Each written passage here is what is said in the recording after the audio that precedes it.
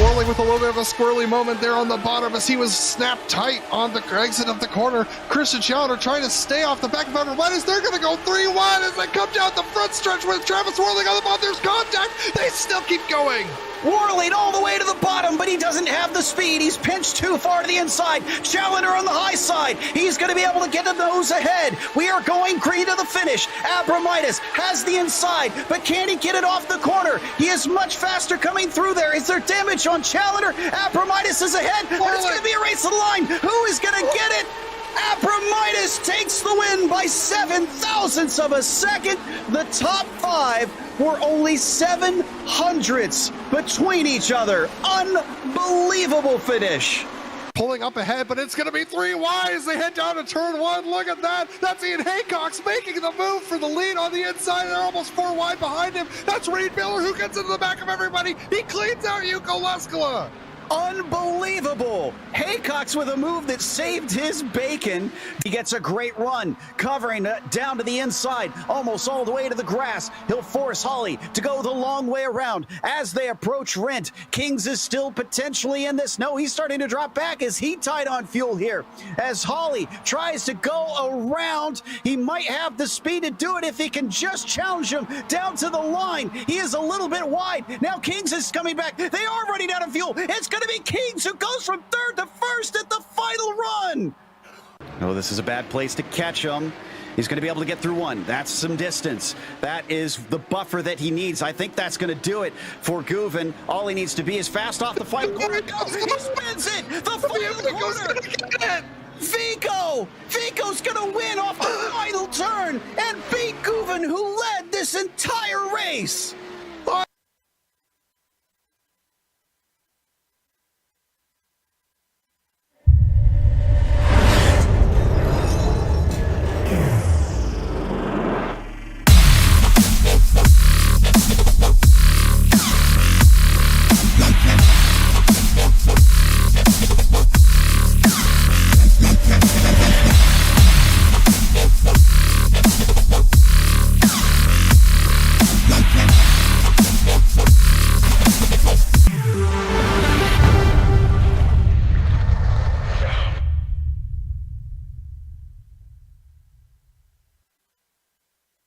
Hey there, I'm Nicholas Dubois, co-founder of Advanced SimRacing. We are a Canadian company. So what we did here today is for a real petrol head. He's really passionate about cars, as you can see behind me. We did a turnkey solution for him based on his needs. We try to gather as much information as we can on our client. And like we did today, we install a D-Box system. We install ultra-wide cube control steering wheel. We try to provide the best quality for your budget. So let's say if you want a budget of 10 grand, we're gonna give you something that's the best for 10 grand. If you want 20 grand, then we always try to stay within your boundaries. We do try to make it as easy as possible. So the client, once we install everything, it's pretty much gonna be a turnkey. So he's gonna press start on his computer, and right after, we'll try to explain everything, how it goes, how it works, and then he's ready to go. Our aluminum is from USA, treated in Canada, cut in Canada. So we do sand all our aluminum piece just to make sure the powder coat sticks to it. And that's one of the reasons why we use powder coat, is to make sure you have the best aluminum finish in the industry. And our quality is beyond what you can get with any other competitors right now. We are really, really passionate about all the gear, all the cockpits, all the sim hardware, and that's why we want to create something that's really gonna reflect our passion into our product. Come visit us at advancedsimracing.com. You can always reach us if you have any questions. You can call us, you can text us, you can go on Facebook, like our page, ask us questions over there, and we'll make sure to answer every questions there is. We are very passionate about what we do, and we try to make it as easier for you to go into the sim racing world, because there's a lot of gear, there's a lot of options, but let us guide you through your process, and let's hope you'll be an Advanced Sim Racing customer.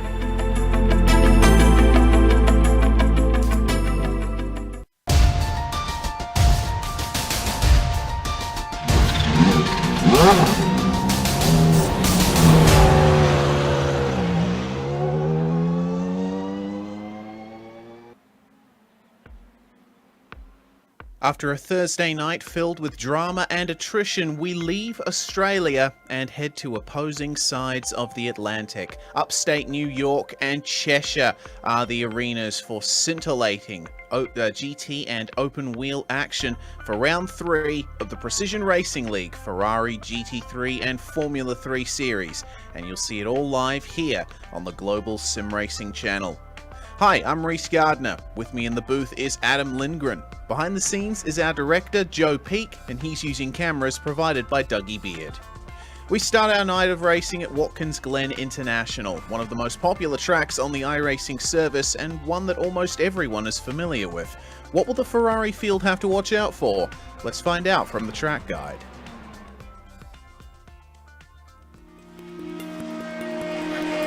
Welcome to Watkins Glen International. Situated in upstate New York, just south of the Finger Lakes, this track has seen it all. Few road circuits can boast hosting Formula 1, IndyCar, NASCAR, and IMSA during its history. Though it did have a brief fallow period in the early 80s, thanks to the investment of local companies, it's grown into one of the premier road tracks in the U.S. With 4 layouts to choose from that range between 2.5 and 3.5 miles in length, lap times can vary greatly. But it also means it's suitable for lots of different levels of racing, from amateur to pro. The one thing that stays consistent no matter which car and which layout you're using is that Watkins Glen means speed. Many of the straights are very long, and the majority of the corners are fast sweepers. Some of them include a surprising amount of banking as well. Combine that with the proximity of the barriers, and this historic circuit retains a very old-school feel. Drivers in lesser-powered cars can expect drafting battles, while higher-powered machinery will test the skill and bravery of their pilots. Some of the turns are visually iconic, such as the carousel and the S's. Others, like the inner loop, the chute, and turn 9, greatly challenge even the expertly skilled. And of course, we haven't even mentioned the drastic amount of elevation change drivers experience. Between its rich history and popularity among drivers, this track stays busy and seems likely to be that way for a long, long time.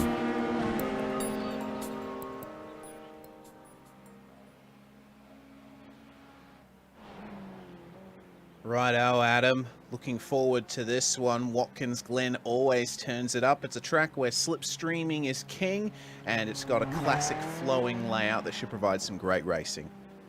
Yeah, absolutely. Watkins Glen International is known for its powder blue barriers, beautiful grass, and tricky technicality. This 3.4 mile or 5.47 kilometer 12-turn track features both the bus stop chicane / inner loop and the boot section of this track. And the Ferrari GT3 Evo the boys are driving tonight will be quite a handful through all of it. The chute as they enter the boot, as well as braking for the heel of the boot, will be where the Ferrari's legendary on-brake oversteer will threaten to take the drivers for a twirl.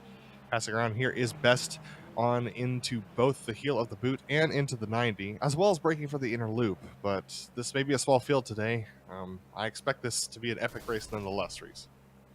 I expect it to be epic as well. The drivers will be racing for 35 minutes around Watkins Glen International tonight, and we've got a very good field of drivers, plenty of them coming back after taking a week off last time out at Winton. Our broadcast is brought to you by Advanced Sim Racing. Owned and operated by passionate sim racers, Advanced Sim Racing designs and builds the sturdiest and most durable aluminium profile racing simulation cockpits available in the market today. Visit them at advancedsimracing.com. It's also sponsored by RaceLab. RaceLab helps you to improve your driving skills. With modern overlays, race statistics, and native VR integration, you can get the best out of iRacing. Start using it now for free at racelab.app. Today's broadcast is also proudly sponsored by ButtKicker. ButtKicker products added incredible immersion and realism to any game. Feel every nuance and truly put yourself in the driver's seat. Check them out at thebuttkicker.com. And finally, PRL is also brought to you by NinjaTrader. Ready to compete against the financial markets? Supporting over 60,000 users across the globe, NinjaTrader provides award-winning trading software and brokerage services. NinjaTrader is always free to use for advanced charting, backtesting, and trade simulation. Visit NinjaTrader.com to get started with a risk-free trading simulator and start tracking your performance.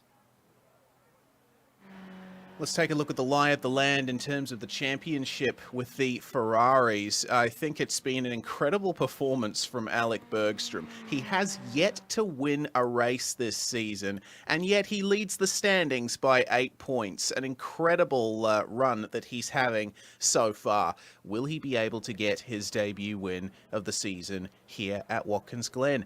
Well, he's going to be facing quite a bit of challenge here from the likes of Kenny Duval, Eric Luke, and Nick McLaughlin, but they're far away from the top 5 here, Adam. We've got the likes of David Cristelli, Eric Dube, Tyler Anthony, and Brian Hoskins, all with consistent finishing so far. Yeah, absolutely. 20 points away is not too bad, actually. But take a look at the team standings. Not too bad either.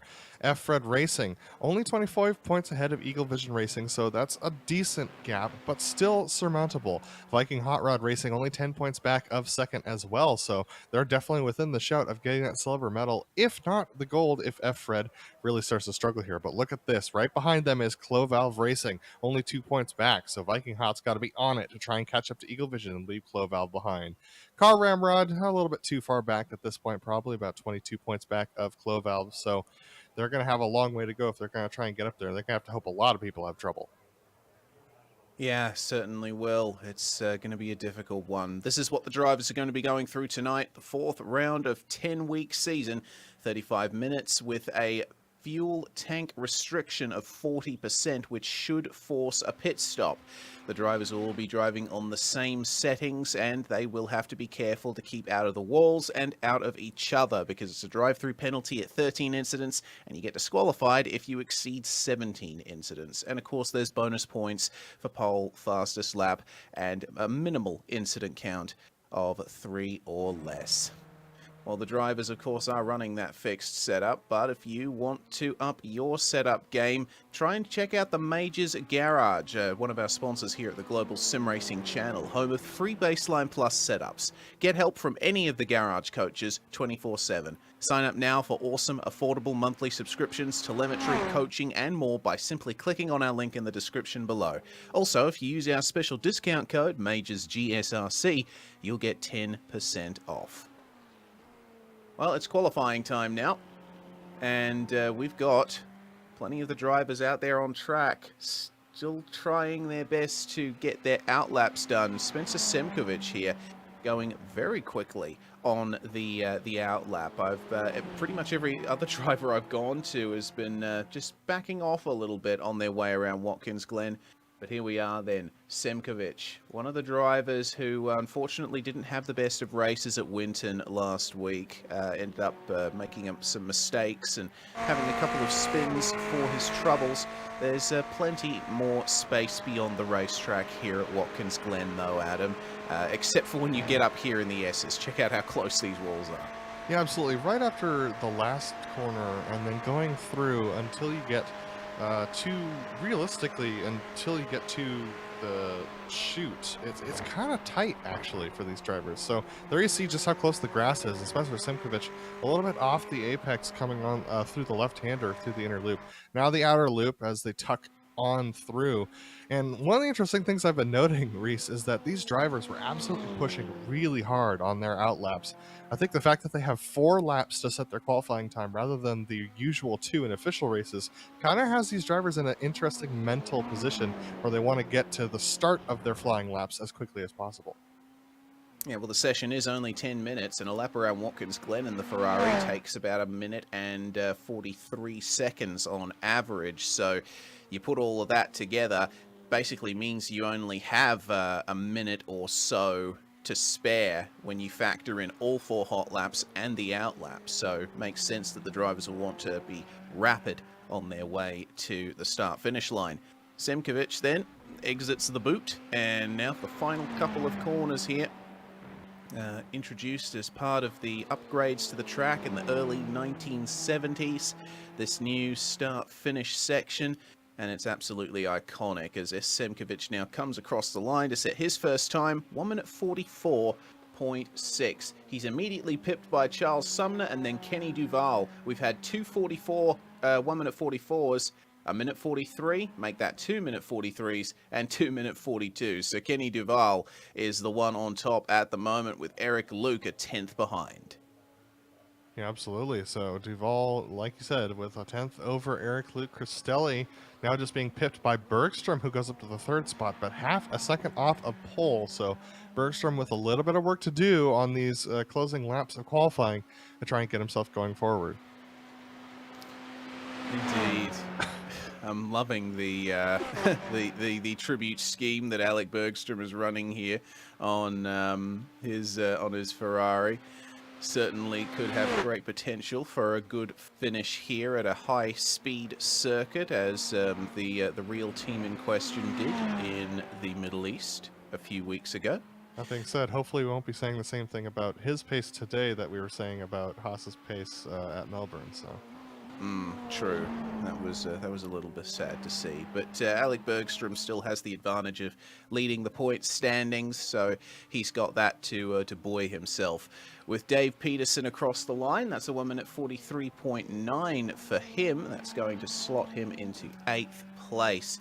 And we've got a good field here tonight. There was only around 11 cars at Winter last week, but now, thanks to some better scheduling for a few of our drivers, we have a full field of 17 here tonight, which is really good to see. Can David Cristelli improve on what is 5th place at the moment? Cristelli is P2 in the drivers' standings, and oh yes, he does improve by 3/10, and that is going to put Alec Bergstrom down to 5th.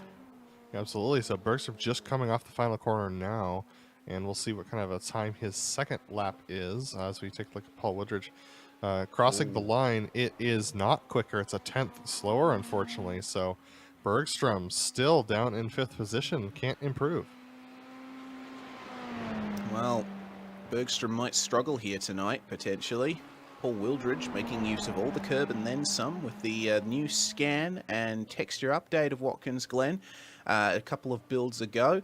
You can actually go quite far beyond the racing surface and not get an off-track. Wildridge improves there, goes to 6th place, but in the intervening moments, it's Nick McLaughlin who was the one on pole position, and it's quite a quick time there from the 62. McLaughlin has been looking very strong here. He was also quite strong at Hockenheim, ended up winning the race after his teammate Eric Luke led most of the way, and then unfortunately had to come into the pits a second time. McLaughlin backing off here, it seems. Well, I'm not too sure. Yeah, it does look like he's backing off. I think he might be trying to save his tyres for another run there. Definitely knows that he has the advantage here at Watkins Glen, but can Kenny Duval improve and try and snatch pole position back? He's going to have to find something like 4 or 5 tenths if he wants to do that. Yeah, he's got some work to do with McLaughlin up in the lead of this race. So Duval coming around the final couple of corners, you'd think he could use all that runoff, but actually doing so, there's a little bit of a fall off on the right side there, so you want to stick it to just to the curbing. So he comes off of the final corner, going to cross the line here at 142.7 to beat, crosses the line at 142.4, so that's about 2.5 tenths, but not going to get there. That's so close. And actually, it doesn't look like that last lap counted for Kenny Duval. So he ended up picking up an off-track somewhere along the way. Paul Wildridge, did he escape an off-track there? It's always difficult to tell at the exit of the second last corner, but it's definitely an incident there. Man, on the last corner, that's heartbreaking. So, all right, Eric Dubé, way off track there. That's totally legal at this point since the repave of this track. We've seen many LMP and many a DPI run out there in real life as well. So these sports cars cruising around this track using all the available pavement. So Dubé coming around looking to beat a 144.4, which currently has Eric down in 13th position, just about 1/10 off of the driver ahead. Can he beat the time? No, 145.179, unfortunately. And Simkovic, the driver we looked at first of all in the qualifying session. Let's see what he can do to improve on what has become 12th place. 1 minute 44.3 times he's been setting, and he's been pretty consistent actually. He's been setting times pretty close to that, but unfortunately not going to improve on this one. 7 tenths off, no improvement there. for Spencer Semkovic. Donald Olsen decides to bring it into the pits at the end of his run. And with a minute left in the session, it looks like Alec Bergstrom might be doing the same thing here. Yeah, so Bergstrom comes in. Eric Evans is the next one on a flying lap. The question is he going to complete it? Comes around the final corner, does put the power down, not utilizing all of the room that he's got, but let's see whether he improves for 143.8. No, a full second slower that lap. So, man, seems like those first laps were the fast ones today, Reese. Yeah, looks like it indeed. Nick McLaughlin, though, he's looking quite rapid. Looks like he was backing off there. And we'll see if he improves. 1 minute 42.261, indeed. So, secures pole position and improves on it.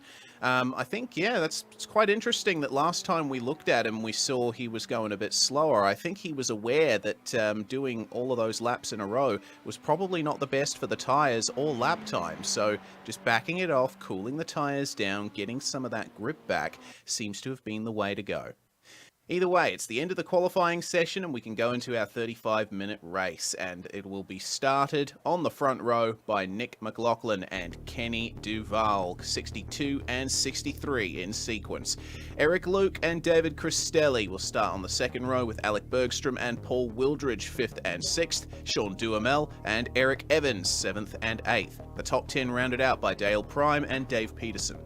And we've got Charles Sumner on row 6, next to Spencer Semkovic in 12th, 13th going to Eric Dubé, and Donald Olsen in 14th. The last drivers to set qualifying times, Jack Clark in 15th, and David Boucher in 16th. David Hebert did not do qualifying. I'm not sure he's in the session, so he probably won't be starting today. We'll see if he decides to make his way onto the grid. And there is Nick McLaughlin, our pole sitter. Definitely got that Ferrari energy with the 2022 team wear of the F1 team. I have to say it's the best Ferrari in real life has looked in years. But the Cloud Valve Racing team, I think, will certainly be wanting to channel some of that Charles Leclerc energy. Absolutely, and so the Haas-Ferrari rivalry being very true here on track as well. So Nick McLaughlin with a good position up in pole. They got a full pace lap to go for these drivers, so plenty of time to get the nerves going and start stressing about your race, but also plenty of time to do a little bit of fuel saving on this long lap. Yes. If you can get into 6th gear and clutch it on the way down the hills, then you'll certainly benefit yourself when it comes time to pit. And there will be at least one pit stop required here in this race, thanks to the 40% fuel tank restriction. That's the way it's been for all the rounds so far. But I think with the long straights here, as we check out the conditions, it is a 23 degrees Celsius track there, 73 Fahrenheit. It's actually quite cool now that I think about it. So interesting to see that the tyres needed a little bit of cooling off before they could really go faster for Nick McLaughlin. Absolutely, so that was interesting for sure, but doing 2 laps at pace is a lot for any car to ask. I mean, the F1 cars do struggle with that too, and these Ferrari GT3 Evos are much heavier as well, so that definitely adds to the tire wear that's going on, so these drivers need to cool down the tires just a little bit. Now, one of the most interesting passing zones in racing is this approach to the inner loop of bus stop chicane. This is a real challenge for the drivers. You got a long straightaway that goes into a sweeping chicane that you want to carry as much speed through as possible. We see incidents here all the time. These drivers can disagree about who has the right of way entering this corner, because if you're going to take this quickly, you're not going to do it side by side like these drivers are. No, certainly not. And those curbs, they may look wide and inviting, but they're certainly high. I remember broadcasting the Majors Americas region here on GSRC a few months ago, and the amount of drivers who were just completely on the edge going airborne on the way through that chicane was pretty heart and mouth stuff. Meanwhile, I'll finish my point earlier that I was trying to make earlier.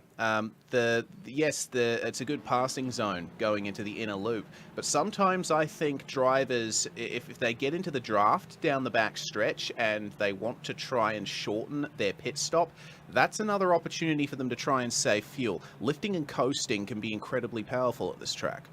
Absolutely. Another place to lift and coast or try and make a pass is right here.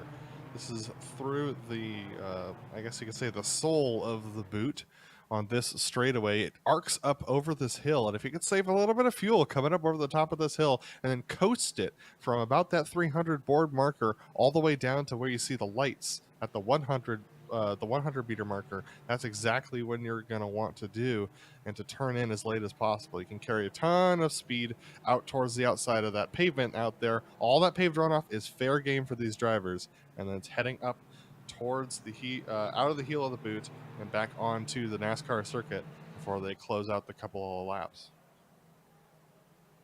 And this has always been a point of contention, the run out of the boot and through the second last corner. It's very difficult to run side by side through here and keep up time. But the drivers will not be worrying about that for another few miles here as they get ready to take the start. The pace car will pull into the pits, and Nick McLaughlin controls the pace of the field. He decides to go a bit early here, and it's a reasonably good start as the green flag flies, and we are racing for PRL Ferrari GT3 at Watkins Glen. Whoa, very late on the brakes there for Kenny Duval. Almost went right into the back of Nick McLaughlin, but the concertina effect works in McLaughlin's favour, and he leads by 0.6 of a second coming into the S's. Duval under threat from McLaughlin's teammate Eric Luke. Absolutely. Luke putting some good pressure on Cristelli. It's a fairly clean start from everybody back behind, people giving each other plenty of room. They want to see the second lap of this race. But that being said, we're into the first heavy braking zone here, and it looks like everyone's pretty much nose to tail. Oh, that's way off for Kenny Duval. Oh, yeah. And he hits the wall. Oh dear, Duval is tumbling down the order, and he's actually pulled back to the pits. That is huge for our P2 starter. That's such a shame there for Kenny. He was doing so well. Just caught the curb wrong, and the car bucked back to the left side. So we'll continue to take a look here at how everyone tries to navigate lap 1. We'll check out what happened to Kenny Duval shortly, but it's currently a 1-2 once again for Cloud Valve Racing. Same position they were in Hockenheim a couple of weeks ago.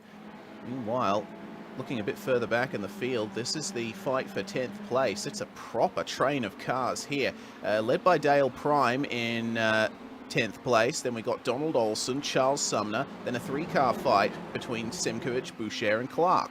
Yeah, absolutely. So this is a train of cars as they're starting to break off the back of the top 9. Dale Prime about a second and a half back. These guys seem a little bit less comfortable than our drivers up at the front of the field, and they're in their own battle going on. That was wide from Donald Olson as he's able to recover. Charles Sumner coming in to try and take that position away, take away that 11th position, but just too far back. But Olson defensive regardless. Yeah, I think it's a smart thing to do, considering he's not getting much help from the slipstream up ahead from Dale Prime, who's really gapped them here as they got onto the start of lap 2. Now, what will Charles Sumner do in his Tropicana machine? He's picked up the draft very nicely, and not much of a defensive move from Donald Olson for the time being. Looks like he knows he has the space on Sumner, and Sumner a little bit earlier on the brakes there, and you really get a sense for how rough those curbs are on the entry to the bus stop.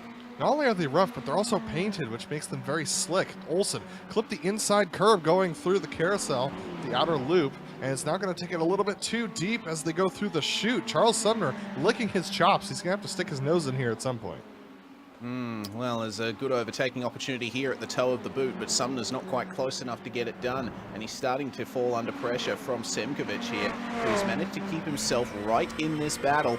And let's see what Sumner can do then, coming up towards the heel of the boot. Hopefully a couple of the drivers demonstrate just how far beyond the racing surface you can go on the exit of this corner. It actually looks like, no, they're all keeping it within track limits there in the Ferrari. Oh, seems that David that's the line Cristelli's there. gone around. Oh no! Oh dear. Cristelli was running quite well, wasn't he, in the top 4? But now, all the way down to 15th, and looks like a spin there for Cristelli. He was running third at the time. Oh no, yeah, it's completely gone. He has impacted the wall. It looks like he just caught the grass on the exit of this corner here as Eric Luke sets the fastest lap. So, let's check out what happened to Cristelli here. He was running all right. Alec Bergstrom was just behind him, but have a look at this. He'll get on the throttle a bit earlier, bit of understeer on, and then just clip the grass. And these cars have anti-lock brakes and traction control. Once that traction control kicks in, if you catch the grass, there's only one way you're going, and that's around. And we got Charles Sumner putting pressure on Donald Olson as they head towards the... Oh boy, that's close. Charles Sumner taking as much curb as he possibly could there to try and stay off of Olson. Olson finally backing out of it, letting Sumner go. That was a good pass there. Charles Sumner moves his way now up into 10th place. It's looking like, despite the fact that we've lost David Cristelli, it's still battling here for 10th as Dale Prime still streaking away in 9th place. Cristelli has managed to get going, but he is still missing his front body work, and he's not looking too quick. He might have to bring that thing in for repairs.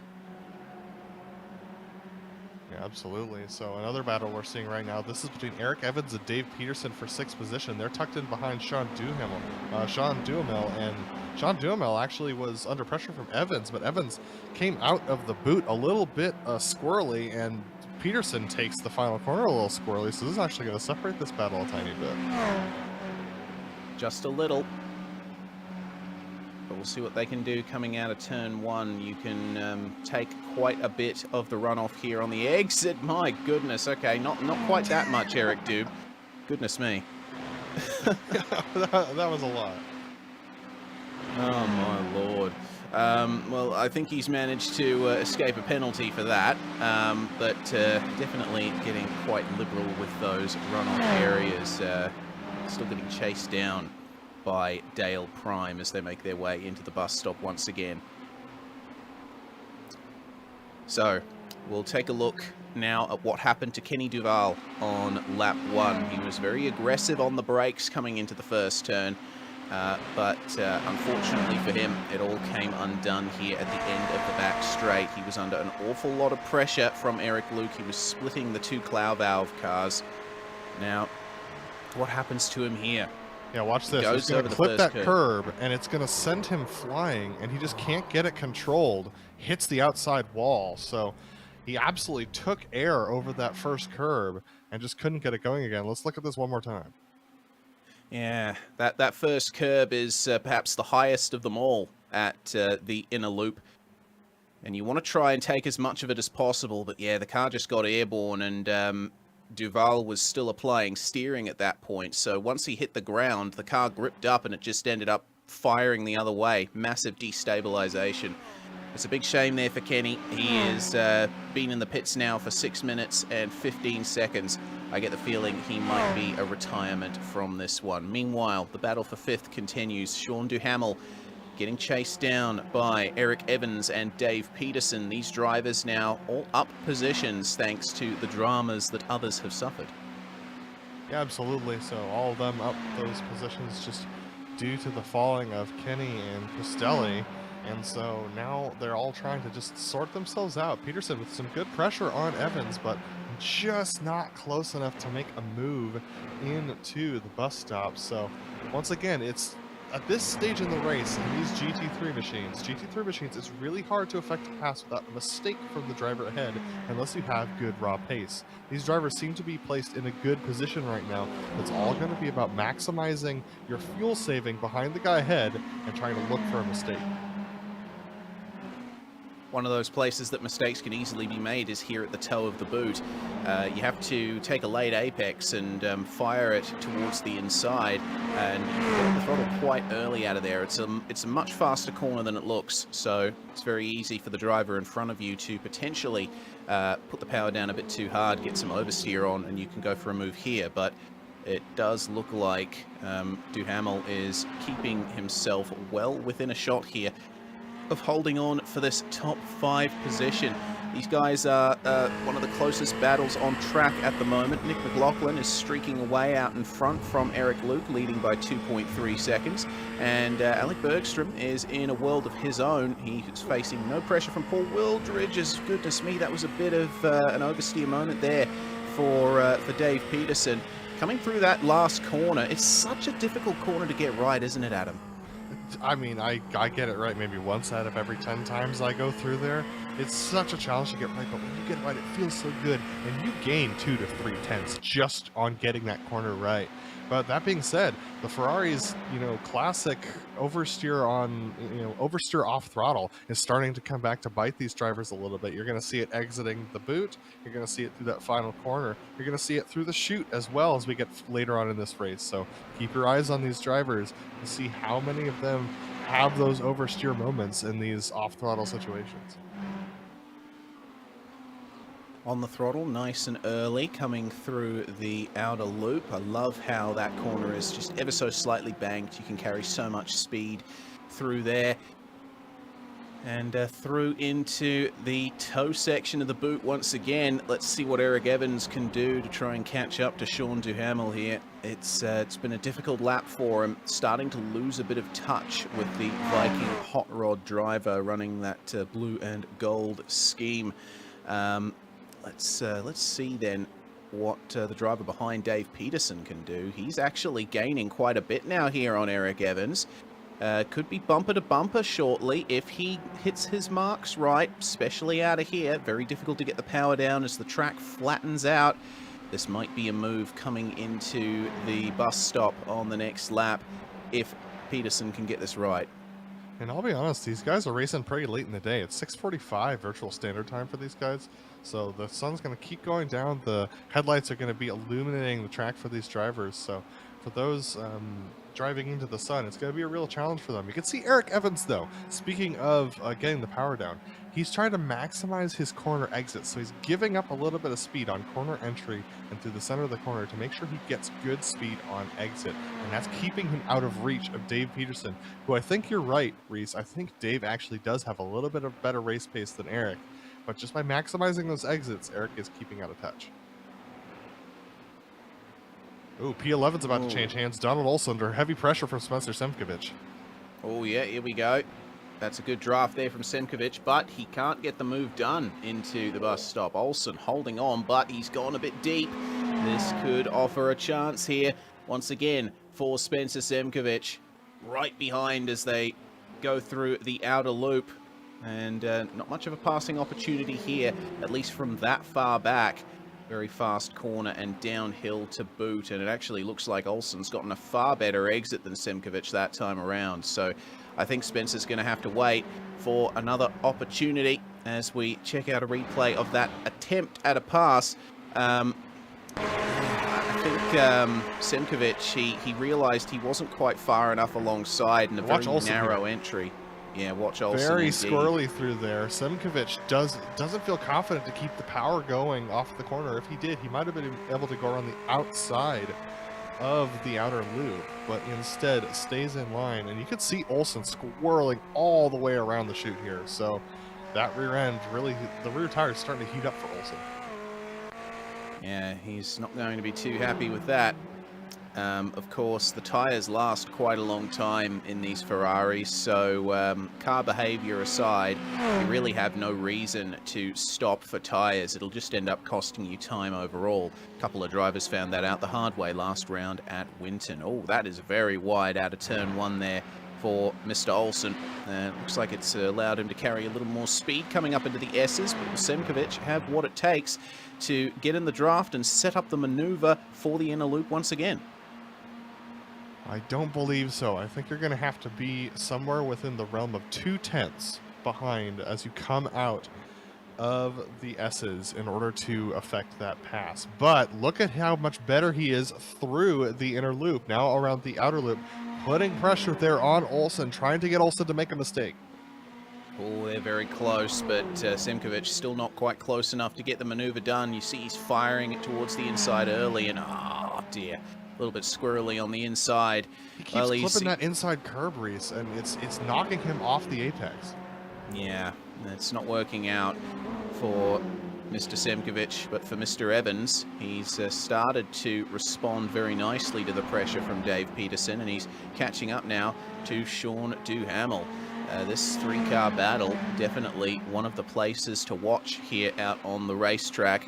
Also, could potentially be a move coming up soon for 8th position, because Dale Prime has gotten a really good turn of pace, and he's starting to put Eric Dubé under some pressure, but we'll stay with these guys for the time being. Slightly defensive here for Sean Duhamel, and Dave Peterson has dropped off the back of them there through the final sector. Yeah, absolutely. So Peterson now a full second back. Now Eric Evans has an opportunity here. He is within 3/10 entering the S's here. He needs to be within 2/10 exiting the S's, and he might have a shot, and he is. So he's going to stick behind. Is he going to take this opportunity for a pass? He pulls out early. This means both of them are dealing with the wind. Sean Duhamel now about half a car length ahead, and he's going to beat him under braking and take the preferred line, and he's going to retain that position. Yeah, I think Evans could have afforded to stay in the slipstream for maybe half a second longer there. That might have given him the momentum he needed. Meanwhile, there goes Semkovic trying again up the inside of Donald Olsen for P11, but it still doesn't work. Yeah, he was a little bit too far back. Olsen had the corner, but Olsen wide again. So a mistake from Olsen. Semkovic sending it up the inside. Olsen's going to give him the lane, but Semkovic is not quite there. He is there on exit, though. They're going to go side by side as they head towards the toe. Oh, and a slight tap of the brakes there from Donald Olsen. He let Semkovic by. Yeah, probably just realizing that Semkovic was making Olsen probably realized that Semkovic was making him make mistakes, so better let the guy by and survive the rest of the race than keep the guy behind you and possibly wreck out. Well, that's that position sorted. There's 3 main battles going on screen. This one, obviously, with now Olsen following Semkovic. Behind them is a fight for P13 between David Boucher and Jack Clark. These guys have stuck with each other for quite some time. They are fighting for the minor positions, but they are still fighting. Yeah, these two have been fighting for quite a few laps, actually, so it's interesting that Clark has not been able to get past Boucher at this point. But yeah, definitely interesting to look at. Here is Nick McLaughlin, our leader, and you could see just how rough it is going there through the inner loop. You could see his arms moving. He's trying to get that thing wrestled down. Now, the outer loop feels like such a beautiful extension of the inner loop when you're racing this course. You just arc straight into it on that right-hander, and now coming through the chute, sweeping through that left-hander, the car wants to rotate on you. So a good drive there from Nick. Fantastic work. Yeah, he's holding on to this lead very nicely, and oh dear, maybe a little bit of oversteer on the way through the toe of the boot, but that's okay. It helps you to straighten it out for the exit. He might have to start looking after those rear tires a little bit more, though, and goodness me, he is leading by quite a margin now, extending it to over 3 seconds over his teammate Eric Luke. Yeah, absolutely. And speaking of Eric's, Eric Evans right on the back of Sean Duhamel again. As we take a look at those gaps, you can see it's staying pretty well solid between Nick McLaughlin and Eric Luke right now. But like you said, almost 3.5 seconds in front of his teammate. It's still a 1-2 for Cloud Valve Racing, and that's the kind of performance that they would very much like to see. As there we go, Sean Duhamel is the first caller onto the pit lane. He's joined by Dave Peterson. Interesting to see here that these guys are going for a slightly earlier pit stop than everyone else, and that's pretty much at the halfway mark of the race, almost down to the second. So let's see what these guys can do then once they put a bit of extra fuel in the car. Hopefully they've done the right calculations. Yeah, absolutely. So a good move there from Duhamel and Peterson to come in a little early. Boucher is going to join them as well, trying to fill up on fuel and get to the end. Let's see whether or not this undercut works. If they felt like they were being held up, this would be a good shot. It certainly would be. Well, away goes Sean Duhamel, and it's 14.1 seconds stopped in the lane. That seems to be the norm from what we've seen in past rounds, but Sean Duhamel is in the pits still. He's been stuck there for quite some time. Actually, no, sorry. Duhamel is doing okay there. It's Peterson who is still in the lane. My apologies for that mistake. He is taking tyres, and I question that decision. I'm not too sure why he decided to take tyres. I mean, Watkins Glen is a fast circuit, and maybe fresh rubber can provide some advantage, but all the same, Adam, the fact that you lose so much time pitting for tyres makes it really not worth it. Yeah, absolutely, and I would be surprised if Dave actually intended for that to be the case. 44.5 seconds in the lane, and it's possible they just forgot to, well, in iRacing you'd tick a box, but forgot to tell his crew chief they didn't want him. Yes, sometimes drivers running the crew chief app or associated apps can literally tell their virtual crew chief to do it, as Eric Evans and Dale Prime are now in the lane. Evans pulling out of the battle that he was having with Eric Dubé for that 5th spot, and looks like Donald Olson has joined them in the lane now as well. So in comes Evans. Let's see how long this pit stop is. It was 14.1 seconds for Sean Duhamel, and David Hebert 14.2 seconds. So if they're a little bit longer than that, I would be very surprised. No, Eric Evans 14.1 seconds stopped in the lane once again. We focus on Mr. Sean is gone. Yeah. Eric Evans lost a second in that pit exchange, and it was not on the pit lane. He was faster on the lane by 0.3. So Duhamel, after that pit stop, put in a flying outlap. Absolutely did. Fantastic performance there from Sean Duhamel, and yeah, you see the gap there. Looks like, if anything, a little bit of an undercut has been made. Perhaps the tyres had a bit of time to cool down in the pits, and he was able to get a little bit of extra grip out of them. Alrighty, so when is Nick going to come in? Is it going to be this time? Is it going to be next time? How much fuel is he saving? It's this time. Nick McLaughlin into the pits from the lead of the race. We're looking for about a 14-second stop. That's about the average that we've seen out there today. About 42.5 seconds in the lane for the fast drivers. 43 on average for these guys. So Nick resting his hands, rubbing them out, making sure that you're not getting a little carpal tunnel there. Let's see him hit this box, and hopefully he's got those tires unchecked. It's most of the field in the pits now, Reese. Down to 6th position, Charles Sumner, and Spencer Simkovich coming in as well.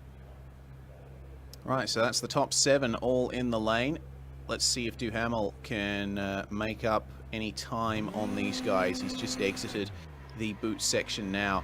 McLaughlin, that is a quick looking pit stop there, only 12.2 seconds. It's 13.3 for Alec Bergstrom, but Eric Luke is still stopped in the lane. I think he's accidentally left tires checked. Oh, heartbreaking for Eric Luke. Tires for him. I mean, man, to make up the 30 seconds you lose in the pit stop because of that, it's just not possible with the remaining 14 minutes left. Yeah, he's lost the position to Charles Sumner as well. Luke's going to come out here outside the top 10 potentially. Looks like, yeah, just on the verge of the top 10 there. Coming out near Donald Olson. He's going to keep that position for the time being, but that is a huge time loss there for Eric Luke, and the 1-2 for Cloud Valve Racing is no more. One battle that is still going is between Sean Duhamel and Eric Evans. Those two came out nose to tail before each other. Sean Duhamel, remember, was the one who took that earlier pit stop, and Eric Evans has been able to close that gap. Sean a little bit wide through the chute, has to get on the throttle a little later. So Eric Evans right on the back of him under 0.4 now. Good performance here from Eric Evans out of the pits. I think cooling the tyres down in the lane for him provided him the same advantage that Duhamel was able to take advantage of to extend that gap. So now Evans right in the fight here for what is now 4th place, thanks to the unfortunate pit error, it seems, for Eric Luke, down 6 positions as the 709. But we check out the number 30 from the back of the 617. Yeah, absolutely. And Duhamel looks like he's struggling on both on turn in. He's a little tight on turn in and then a little loose on exit. So that car is fairly neutral for him right now, and that's making it a real handful to drive. Eric Evans able to attack a lot harder. There you see how close they are. entering the 90. Let's see what they can do here. It's a pretty good exit. They're reasonably level, but Evans is in the draft going uphill, which provides even more of an advantage than normal. Could this be a move? Duhamel is probably going to stick here to the inside of the circuit. Driver's right. Big defensive line here coming into the inner loop. And lifting off early is Eric Evans. He knows that there's no way he can get that position, especially from that far back. You know, it's funny. You know how I said you need to be within 2/10? I should have corrected that. You should be around 2/10 behind going into, exiting the S's, because as close as Eric was, he couldn't get a run on Duhamel before pulling out.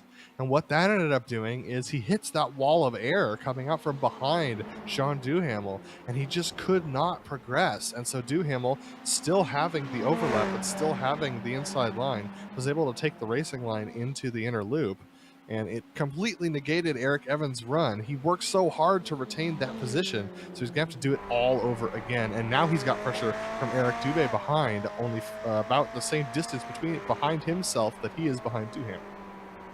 Dubé is on a charge here, isn't he? He's up 7 places now from where he started. One of those, of course, due to Eric Luke, as Nick McLaughlin sets a new fastest lap of the race. Or no, actually, fastest lap for him.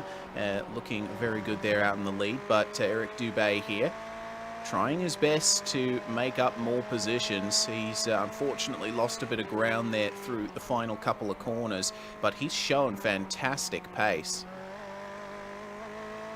Yeah, absolutely. Eric Evans now within 4/10 and gaining. If he can keep that pace up and get in within that 2/10 margin on the exit of the S's, it ends up being about 3/10, so a little bit too far back for Evans. I think he's going to just be able to come up alongside if he wants to. But yeah, 3/10, too far back. 2/10, just about right. But Duhamel takes a defensive line regardless, and both of them missing apexes left and right. But they're able to get through and head into the inner loop. Ooh, look at this. Eric Luke on a pass right now, or trying to pass Spencer Semkovich. Oh, side by side. Oh, there we go. Move done for Eric Luke. Good room given by both drivers. Very good to see how clean the field is here in the Ferrari GT3s. What's it going to be like here for Jack Clark and David Boucher? Boucher on the inside. Clark turns in. He's going to keep that position. Goodness me. It always is very tight quarters through that chicane. That was late as heck on the brakes there from Clark. I'm surprised he was able to put it down, but very interesting as they continue to battle into the chute. That is Boucher getting up ahead. That was close. Woohoo! You couldn't put a piece of paper between those two. That was almost a hit and a spin. They'll be very lucky to have gotten away with that. Goodness gracious. What a great battle it is. We'll get a replay of that one. We'll see just how close they got on the entry into the inner loop. So Clark on the outside. As you said, Adam, incredibly late on the brakes. But Clark here will unfortunately lose a bit of pace on the way out. Yeah, he runs very wide, and that allows Boucher alongside. He'll take that position round the outside, and it was so close, bumper to bumper. Yeah, absolutely. That was a very, very wide exit of the outer loop from Jack Clark, so he nearly hit the outside wall. I've done that before, and once you get off of that curb, it just falls away. The track flattens out, and there's nothing you can do at that point. So there's a good attempt there from him, but unfortunately not able to retain that position that he made the pass on the inner loop. Back up to Sean Duhamel and Eric Evans battling for that 4th position. Eric just cannot find a way by. It's been good pace here from Duhamel. These guys are very evenly matched, it seems. And being evenly matched around Watkins Glen is an absolute nightmare for the driver pursuing, because you've got to try and find somewhere that you can get an advantage on your rival. If you can't, then you'll just have to wait for them to make a mistake. And it seems that Duhamel has his head screwed on, has his car under him. So it's all to play for here for Eric Evans. Well, where Duhamel is making his small mistakes is on entry and through the middle of the corner, but on exit he's been focusing on that and keeping the gap to Eric Evans very tight. So as wide as it possibly can be by getting good speed off of the corner. So it keeps Eric behind because the GT3s, even though they're fairly aerodynamic machines, don't get that much of a draft. And so it means that Eric Evans, even as close as he has been, cannot seem to close that gap. He's going to have to bring it in a lot closer than this if he's going to try and make a pass. But speaking of passes, Jack Clark getting passed by Dave Peterson. Yeah, Peterson, I noticed he was starting to round up this fight between Clark and Boucher, and thanks to Jack Clark, unfortunately, running a bit wide in the carousel a couple of laps ago, Peterson was able to catch right up to him, was following in the wheel tracks of Jack Clark for quite some time, and Clark leaves the door open on the inside here of the left-hander, and up goes Dave Peterson, scything up the inside. Plenty of room given by both drivers. That's the kind of racing that we like to see. Well, the kind of lead that Nick McLaughlin would like to see is certainly what he's got at the moment. 8.1 seconds is what he has now over Alec Bergstrom. But all things considered, Bergstrom, he's going to be on for another second place here. Should start to retain that championship lead as now David Boucher will start to come under pressure from Dave Peterson for 11th. Peterson's trying his best to make up places after his mistakes earlier, and he's doing quite a good job of it here. Yeah, fresh tires is definitely helping with the passing, but not with the pit times. Boucher turns in on Peterson, cuts the nose off there. I mean, Peterson wasn't there in defense of Boucher, but that was a pretty aggressive turn-in, so both of them falling back a little bit. But here comes Peterson again with the head of steam. He's going to look to the inside. What's Boucher going to do here in this braking zone? Once again, straight to the apex. Peterson expected it this time, so he's going to hold on back. Now here comes the part where good drivers are separated from great drivers, and that is the exit of the boot. And it looks like Boucher able to park it on the apex to keep Peterson behind him. Well, it could potentially be a move into turn one if Peterson can keep himself in with a chance here. Oh, that's very tight on the exit there for Boucher. That's interesting. He's still able to stay ahead, but Peterson, let's see how much momentum he can carry. And going for the move now at turn one. Here we go then. Look up the inside and a heavy braking zone down into a third gear corner. Oh, goodness. Boucher turned in, but Peterson, unfortunately, on the inside, he had to back out of that. Yep, so Peterson up into that 11th position. Boucher now regaining under the draft, but exiting the S's. 3.5 tenths back. That's going to be just a little bit too far unless Peterson is early on the brakes. Boucher's not going to be able to get alongside before they hit the inner loop. Right on the bumper, though, and oh, have a look at the advantage that Jack Clark has gained back. With this battling that's been going on here between Peterson and Boucher, it's allowed Clark to think to himself, well, maybe I have a chance of getting at least 12th place back. But missing out on the opportunity there through the inner loop. He is going to have to wait for another potential opportunity.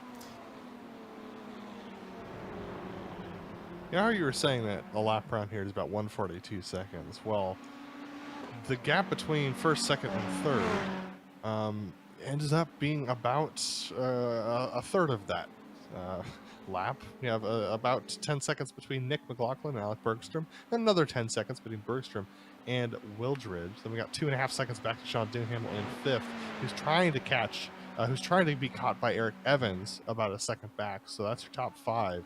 And so all of them fairly evenly spread out. Yeah, it seems that the race has certainly calmed down, at least when it comes to the top 8 positions. The battle for 9th, which we fold over to now, Spencer Semkovic holding on to a good position here in the top 10, but Donald Olson will look to try and change that. Oh, trying around the outside into the bus stop. He's going to cost himself a great deal of time there. Committed to the maneuver, but unfortunately that resulted in him having a non-optimal line. I think if he had backed out of it, he might have been able to stay with Spencer Semkovic and go for the move somewhere else. As it stands, he's going to have to wait another lap before potentially making the pass. Yeah, it's going to be, he's going to have to take a while to set that one up again, unfortunately. So A brave move from Oulton, trying to upset Simkovic, trying to get in his head a little bit, but we only have 1 minute 40 left. So it's, I believe, white flag this time for Nick McLaughlin. It is indeed. So out in front for Nick McLaughlin. It was quite the run for him in the last round he did at Hockenheim, taking a dominant victory there. Did not take part at Winton, so this is going to be a almost perfect return to the PRL Ferrari GT3 series for the Clow Valve Racing driver. Final lap is beginning for the rest of our field as well, and could still have a few positions yet to be decided, but this performance here from Nick McLaughlin has been nothing short of perfect, I would say. He's led all the way. Yeah, absolutely. Nick's been leading since the drop of the green flag. Took a very aggressive start of this race and just has not looked back since. Ferrari GT3 Evo proving just how consistent of a machine it can be in the right hands. 10 seconds now ahead of Alec Bergstrom, leader of the championship. Bergstrom up into that second position after starting in 5th. So a good run for Bergstrom. But Nick McLaughlin coming out of the boot for the final time. The hard part is almost over. Not being conservative right now, still pushing that machine with 10 seconds left on the clock, turning into the penultimate corner, and now the final corner. Nick McLaughlin trying to win this race. Well, trying for the last 35 minutes, but he's going to succeed. Nick McLaughlin is your race winner here at Watkins Glen for round 4 of the Precision Racing League Ferrari GT3 series. Magnificent stuff there for the Clow Valve Racing driver. It's not over between Eriks, Evans and Dubé. Let's see what they can do in the last couple of corners. If there's a mistake from either of them, Charles Sumner might be able to nab an extra position, but it looks like they're both keeping it nice and stable through the final couple of corners. It's been a great run there for Dubé, up 7 places, and he'll get himself a 6th place finish, but Eric Evans will be definitely happy with a top 5 there. It looks like Dale Prime has had some contact at some point. Look at this. This is very, very close between Simkovic and Oulton, and it's going to be Simkovic hanging on to that, but that was very close for 9th and 10th positions. Dale Prime has some suspension damage. He's going to retain 14th position, but he hit the inside wall coming off at the toe of the boot pretty hard, so just limping that car home at this point. That's a shame there for Dale Prime. He showed great pace there in the second half of the field. Could have been on for a very strong top 10 finish, but that car is crabbing quite severely. Big suspension damage. Nonetheless, for the number 62, those issues are incredibly far away. And for Alec Bergstrom, I think another 2nd place finish, he will still hold on to the championship lead with that. I don't think I've ever seen that. A driver going so long without a win in the early part of a season and leading the championship. Here are your results. Here's how they lined up at the end. Nick McLaughlin coming home in 1st place, and it looks like that might be the qualifying results that we're taking a look at there. There we go. There's the race results. Alec Bergstrom finishes in 2nd place, 10 seconds behind. Paul Wildridge in 3rd, with Sean Duhamel in 4th, and Eric Evans in 5th. Great finishes for those guys. Eric Dubé is going to finish in 6th place, with Charles Sumner 7th. Eric Luke, once again, losing out due to mistakes in the pits. He's going to have to settle for 8th there, but surely a result befitting of his talents is coming soon. Spencer Simkovic and Donald Oulton round out the top 10. Dave Peterson, after taking tires in the pit stop, comes home in 11th position, only 1 down from his starting position. Dave Boucher tucked in behind, up 4 spots into that 12th spot, with Jack Clark just falling off the back towards the end of that race. Dale Prime, as we talked about, with the damage, coming home in the 14th position. And then Dave Hebert, once again, more tires on the pit stop, falling back to the 15th. It just could not close the gap. David Cristelli and Kenny Duval are both your DNFs tonight. It's a shame there for Cristelli and Duval. They were definitely top 5, maybe even top 3 material here tonight. Big shame for those guys, but there's plenty of opportunities left in this season for a good result. We'll have to wait and see how things go on in this season.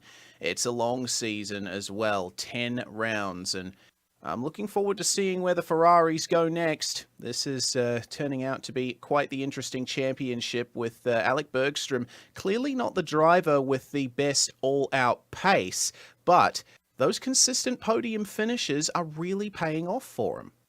Yeah, absolutely. And the consistency, I've seen it over the course of many series.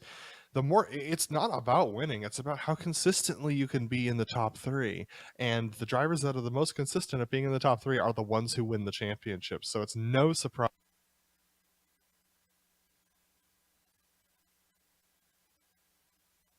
And there's no surprise to see him up there. So yeah, a great finish for him for sure. Great finish indeed. Well, in terms of the tracks, the Ferraris go to Suzuka next, which is another fast and flowing circuit with plenty of long straights for drafting. So I think we might see the same kind of action that we saw here at Watkins Glen. But it looks like our race winner is up there for the interview. And we have Nick McLaughlin with us now. It's another win on the board for you, Nick. It looked like quite the quiet race for you, but obviously Watkins Glen, a very challenging circuit. You had a lot to keep you busy. Hey guys, yeah, it was a fun one. I'm a big fan of this track. It really it clicks with me, so it's nice to drive. That said, Eric and Alec gave me no real room for error, so I had to keep my lines clean and just push through. Well, this should definitely work out well for you coming through the early part of the season. We've still got plenty of rounds to go.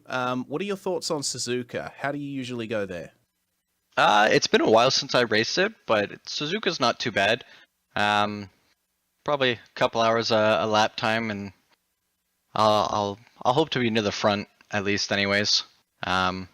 Kenny's usually pretty quick as well, so hopefully he can make it through the first couple laps next week. Well, altogether, an excellent result for you, and should definitely bring you still within contention at the championship, at least towards the end of the season. Before we let you go, Nick, anyone you'd like to thank for your victory tonight? Thanks you guys for the broadcast and PRL for the league, and I gotta give a shout out to Advanced SimRacing. I missed last week, unfortunately. I was up visiting them and picked up a sweet new cockpit, and it really gave a difference this week. And a shout out to my baby girl who's watching at home. Hello from GSRC as well, and thanks for joining us, Nick McLaughlin there. Brilliant performance to lead pretty much all the way here at Watkins Glen. Next up, we've got our third place finisher, Paul Wildridge, and he's going to be stood by with Adam. Yeah, Paul, a nice job holding off a couple of the other drivers there towards the end of the race, being able to hold off Sean Duhamel and Eric Evans. But talk to me about that race today, this track. Hard place to pass.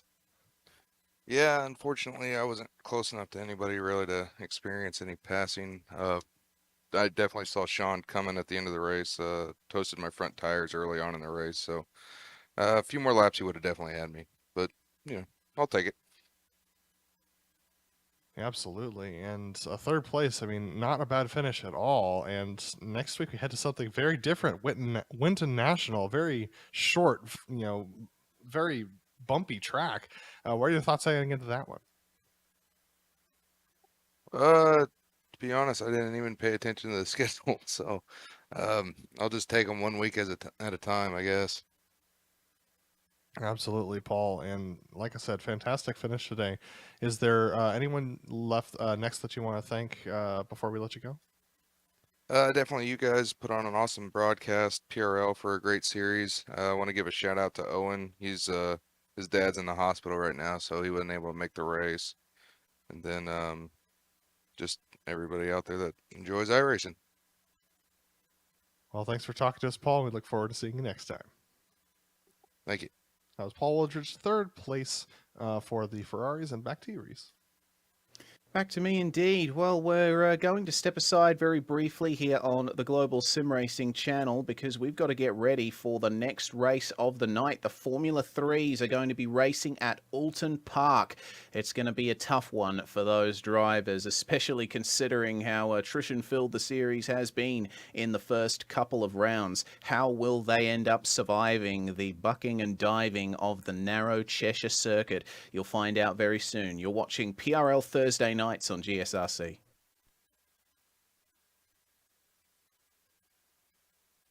Hey there, I'm Nicholas Dubois, co-founder of Advanced Sim Racing. We are a Canadian company. So what we did here today is for a real petrol head. He's really passionate about cars, as you can see behind me. We did a turnkey solution for him based on his needs. We try to gather as much information as we can on our client, and like we did today, we install a D-Box system, we install ultra-wide cube control steering wheel. We try to provide the best quality for your budget. So let's say if you want a budget of 10 grand, we're gonna give you something that's the best for 10 grand. If you want 20 grand, then we always try to stay within your boundaries. We do try to make it as easy as possible. So the client, once we install everything, it's pretty much gonna be a turnkey. So he's gonna press start on his computer, and right after we'll try to explain everything, how it goes, how it works, and then he's ready to go. Our aluminum is from USA, treated in Canada, cut in Canada. So we do sand all our aluminum piece just to make sure the powder coat sticks to it. And that's one of the reasons why we use powder coat, is to make sure you have the best aluminum finish in the industry. And our quality is beyond what you can get with any other competitors right now. We are really, really passionate about all the gear, all the cockpits, all the sim hardware, and that's why we want to create something that's really gonna reflect our passion into our product. Come visit us at advancedsimracing.com. You can always reach us if you have any questions. You can call us, you can text us, you can go on Facebook, like our page, ask us questions over there, and we'll make sure to answer every questions there is. We are very passionate about what we do, and we try to make it as easier for you to go into the sim racing world, because there's a lot of gear, there's a lot of options, but let us guide you through your process, and let's hope you'll be an Advanced Sim Racing customer.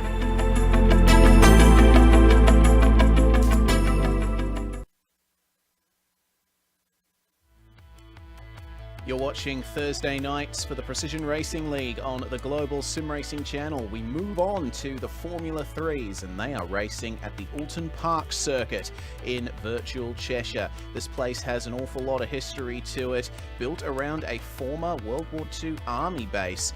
There's plenty of challenge here for the drivers to navigate. Let's check out the track guide to learn more.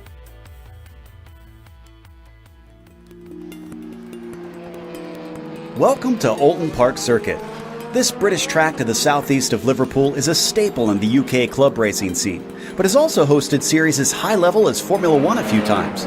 At least with a small asterisk next to those events, since they were non-championship rounds. The history and the lore of the venue is as unique as the layout itself. But that layout is more than just the international circuit this place is known for. An incredible 8 different versions can be run, but they all range between 1.5 to 2.5 miles in length. It's not exactly a long lap around here. What it lacks in that realm, it more than makes up for in bumps and hills. On top of that, Oulton Park offers some very fast corners, so you certainly won't get bored. Turns like Island Bend, Knickerbrook, and Druids can be utterly fearsome depending on which chicanes are at it. But even the slower corners often involve blind crests or kinked entries, making passing a very difficult prospect. In modern day, the place is mainly visited by touring cars, GT cars, motorcycles, and Formula 3. But here on iRacing, it's quite popular with the vintage community.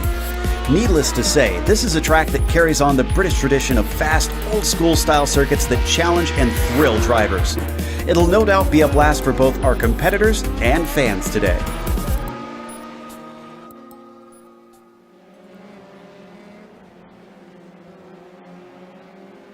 Well, Adam, we always love a good race at Oulton Park. It's one of my favourite circuits in the UK. What do you think of it?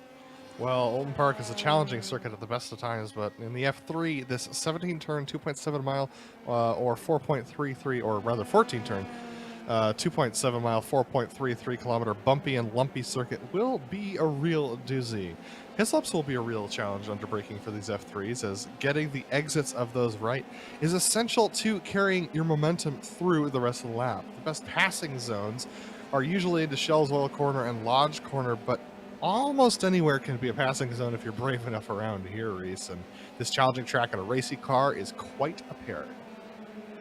It absolutely is a brilliant circuit, and we are racing without the Britain's chicane here. So once you get through the island hairpin, it's going to be a long straight run to the Hislops chicane, which should be one of the prime overtaking opportunities around here. That said, as the track guide pointed out, the track is very narrow. This is how things stand at the moment in the pro driver standings. It is Alex Fournier and Sebastian Coffret who are tied for the top of the standings. Michael Overbay took the win last time out at Mount Panorama and certainly has brought himself well in contention for that title battle. But have a look at Fernando Rodriguez and Max Chablis. They are separated by only 1 point. This series is insanely competitive, and we're only 4 rounds in.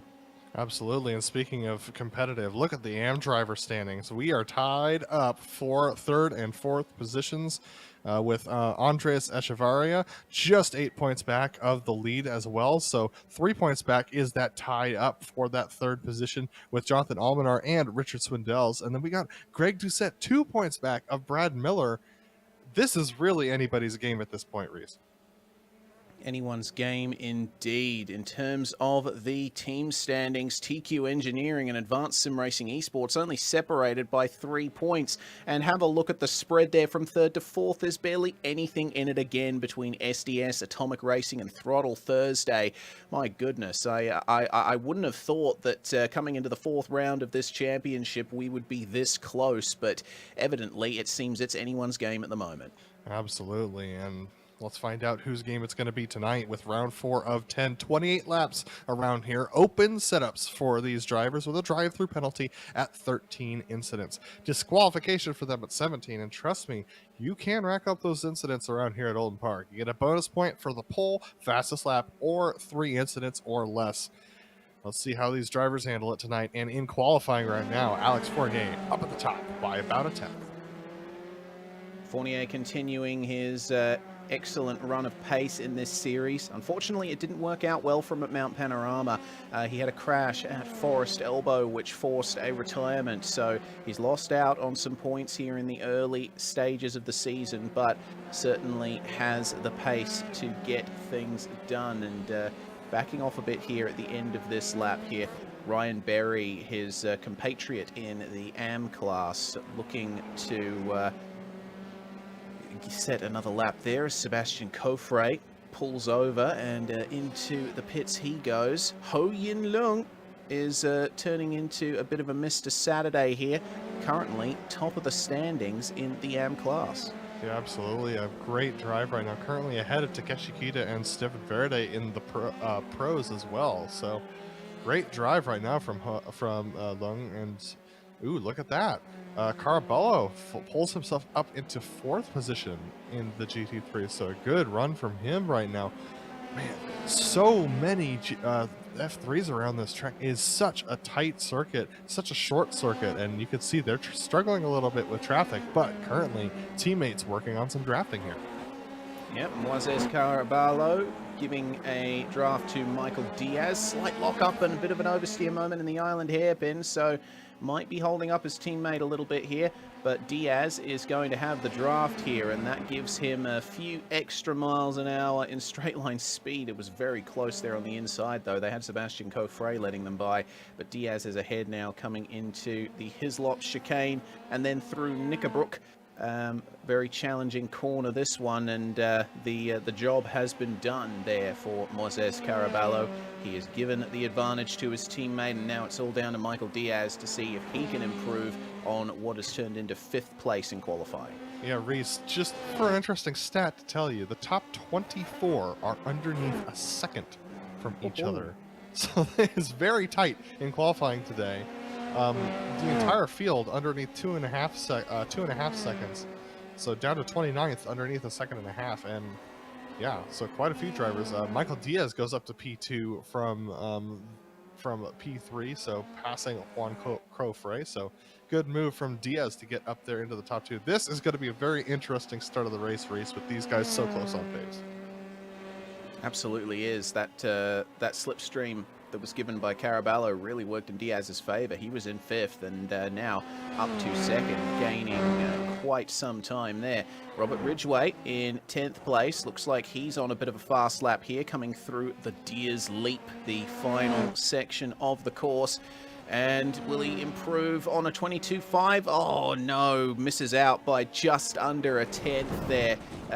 It's proving very challenging as, oh dear, that didn't look very good for him there, going off into the gravel trap at the Old Hall corner. Takeshi Kita, meanwhile, our other series commentator, Michael Johnson, likes to call him Mr. Sneaky because he always ends up somewhere we don't expect him at the end of a race.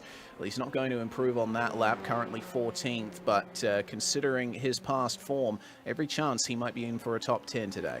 Yeah, Kita is just a little bit in no man's land right now, so about a second and a half back, and so unfortunately just not able to pick up that qualifying time as we reach the end of our qualifying session. There we go.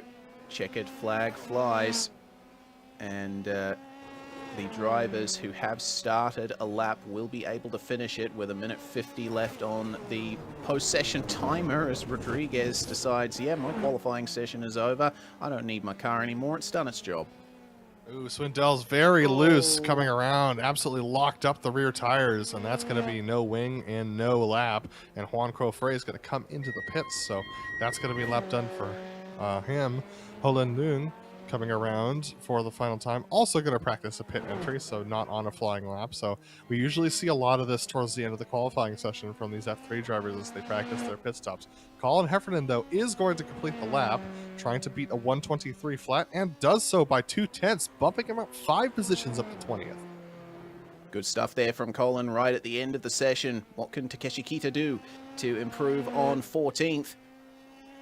Nice job through the final section, and yes, he does end up improving by 3/10, and have a look at how much that benefits him. He was in 14th. He has halved his distance to pole position, up into 7th place at the end of the session. That is fantastic.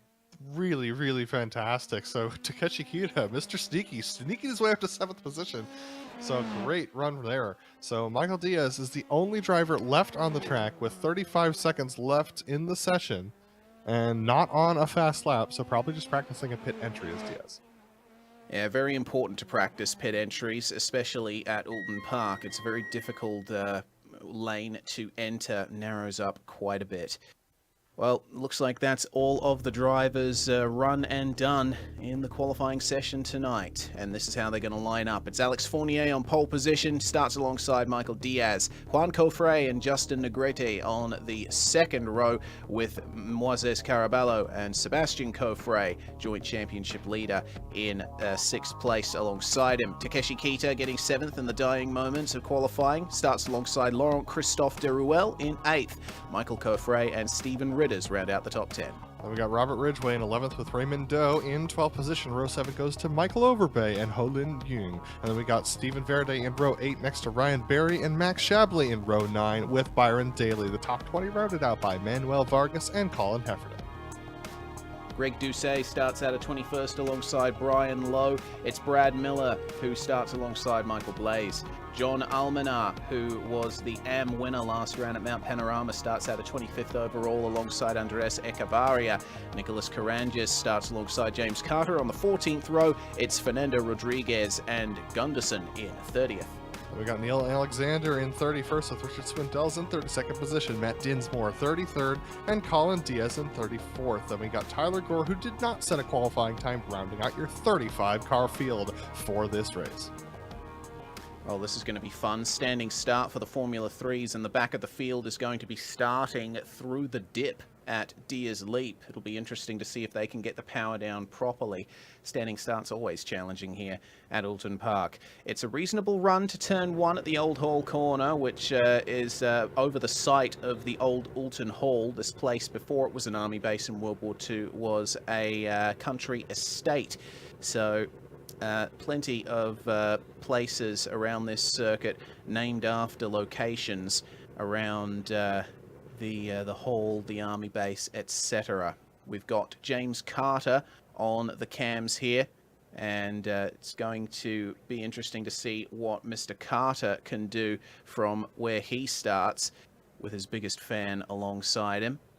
Just going through his final preparations here before the start begins.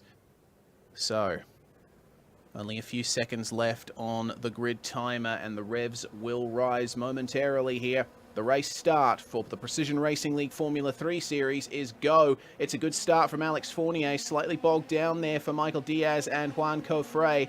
Justin Negrete is going to get alongside Cofre and move up into 3rd place, and oh dear, it's going to be a big hold on around the outside there for Cofre. We had a car off at turn 1, meanwhile. It's Stephen Varady, and Greg Doucet has had some issues as well. There's a bit of a check up at the rear of the field, but it's a clean start here up the front, and it is side by side for the lead. Michael Diaz is going for it on Alex Fournier. Oh my goodness, that is off. Oh, that is huge there for Fournier. He's gone straight into the tyre barrier.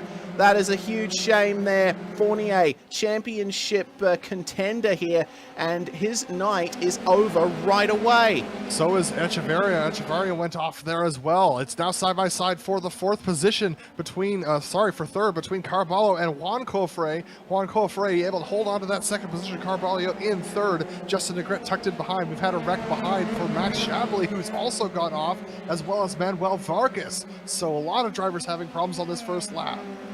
Oh, this is a chaotic first lap at Oulton Park, but the majority of the field is formed into single file running here. Vargas retires and joins Echevarria and Fournier in the pits. Shabley, I'm not too sure if he's going to be able to get going again.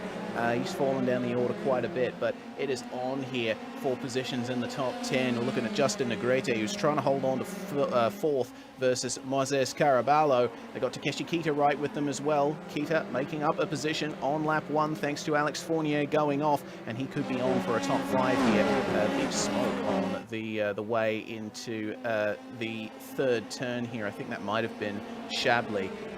Looks like Shabley's managed to get going, actually. Oh, no, he hasn't. He Like... just wrecked. Shabley just no. wrecked and wrecked out his rear wheels, so Shabley's race is done. Oh yeah, there we go. There goes Max Shabley. We also had Greg Doucet jumping into the pit lane, I think, for some early damage repair. These cars have a 50% fuel tank restriction, so there should still be a pit stop for fuel. And it's a little bit early to get that done. Looks like a problem for Stephen Varady. He has gone off track at the island hairpin as there goes Cofre. Oh my goodness. Fantastic stuff there, side by side coming into his lops. It's a very narrow corner through there, Adam. They were lucky to get away with that. Very, very lucky. I was expecting to see wheels flying at that point, but they hung on to it there. Looks like Michael Blas has had a problem as well. He's getting back going, but this battle up front really not letting up at all.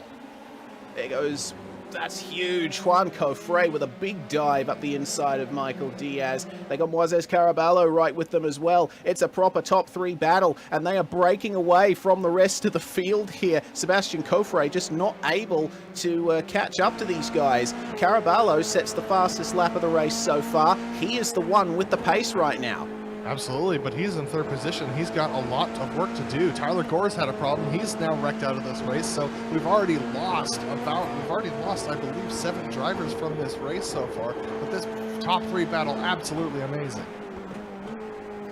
No passes being made in front of Caraballo, but behind there is an attempt from Justin Negrete on Sebastian Cofre. It didn't end up working out, so they stay the same. But there's plenty of slipstream opportunities here. We'll keep our eyes on both of these battles because there's every chance that a pass could be made here. Negrete, he tries up the inside, but just not enough room to get it done on the way into his lop.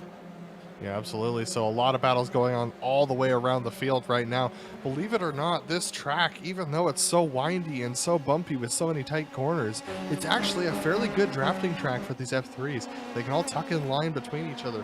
From the start of the lap all the way through Shellswell is a pretty good drafting position. Then through Hislops is also good.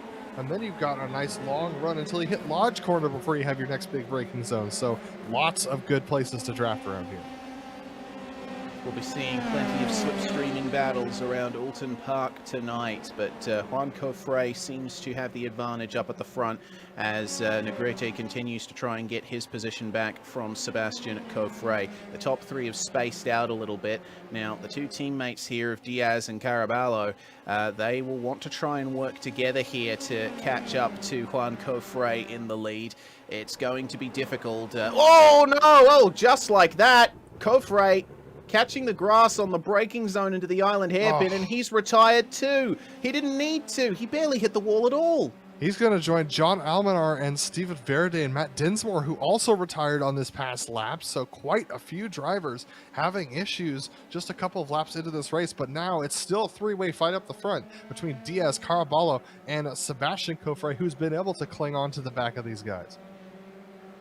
Oh my goodness, the Precision Racing Esports team having a rollicking time here up at the front. They run 1 and 2, but they will be under threat for third. Sebastian Cofre has caught up to them massively in the last lap. I think there might have been a little bit of distraction there with Juan Cofre going off at the island hairpin.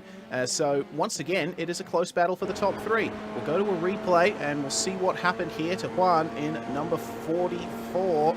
Running a 44 helmet, caught the grass on the entry. Oh, he was just, his trajectory was just wrong by a couple of degrees when he got on the brakes. And when you're coming out of a sweeping left-hander like that, a flat-out left-hander in these Formula 3s, it's so hard to get the line right for the braking into this hairpin.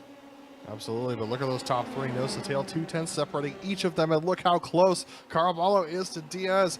Tries to think about making a move, but look at this. They have to make a move at this point. Caraballo has to give it a shot because Cofre is so close, tucked in behind Caraballo, closer than I've ever seen. He's going to go around the outside. He's going to try and make a move into Hislops.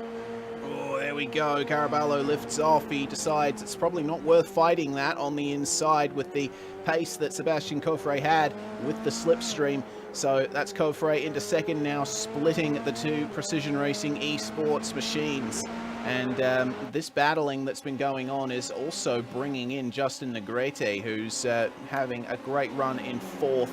He's managed to take great advantage of this battling. I'm amazed that the field is as close as it is here. Oh, look at that move from Sebastian, taking a deep look into Lodge. That was a great move now through Deer's Leap as they head towards Old Hall Corner. What a good drive from Cofre. Now these two guys at the front, these two teammates, have got to think about the fact that this is a really good team finisher that can finish this race. Yes, you want to win, but think about all the maximum points you're going to be getting for this. And with the amount of attrition we've seen today, already we've had almost 10 cars have problems. Cofre looking to make a move, dives to the inside. Here we go.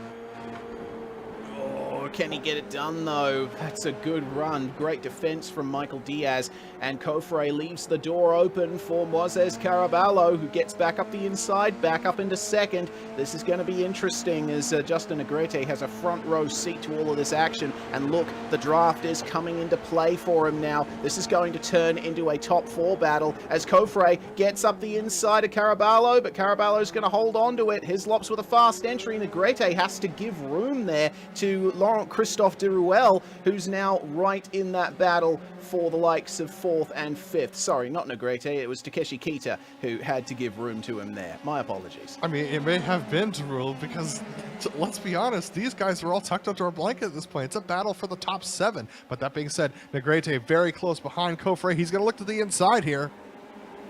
And he's not going to be able to get it done. Had to pull out of that maneuver, but Cofre is looking quite racy here, wants to win this race. All that battling that's gone on, though, has allowed Diaz and Caraballo to start breaking away from these guys. Oh, wide from Kita.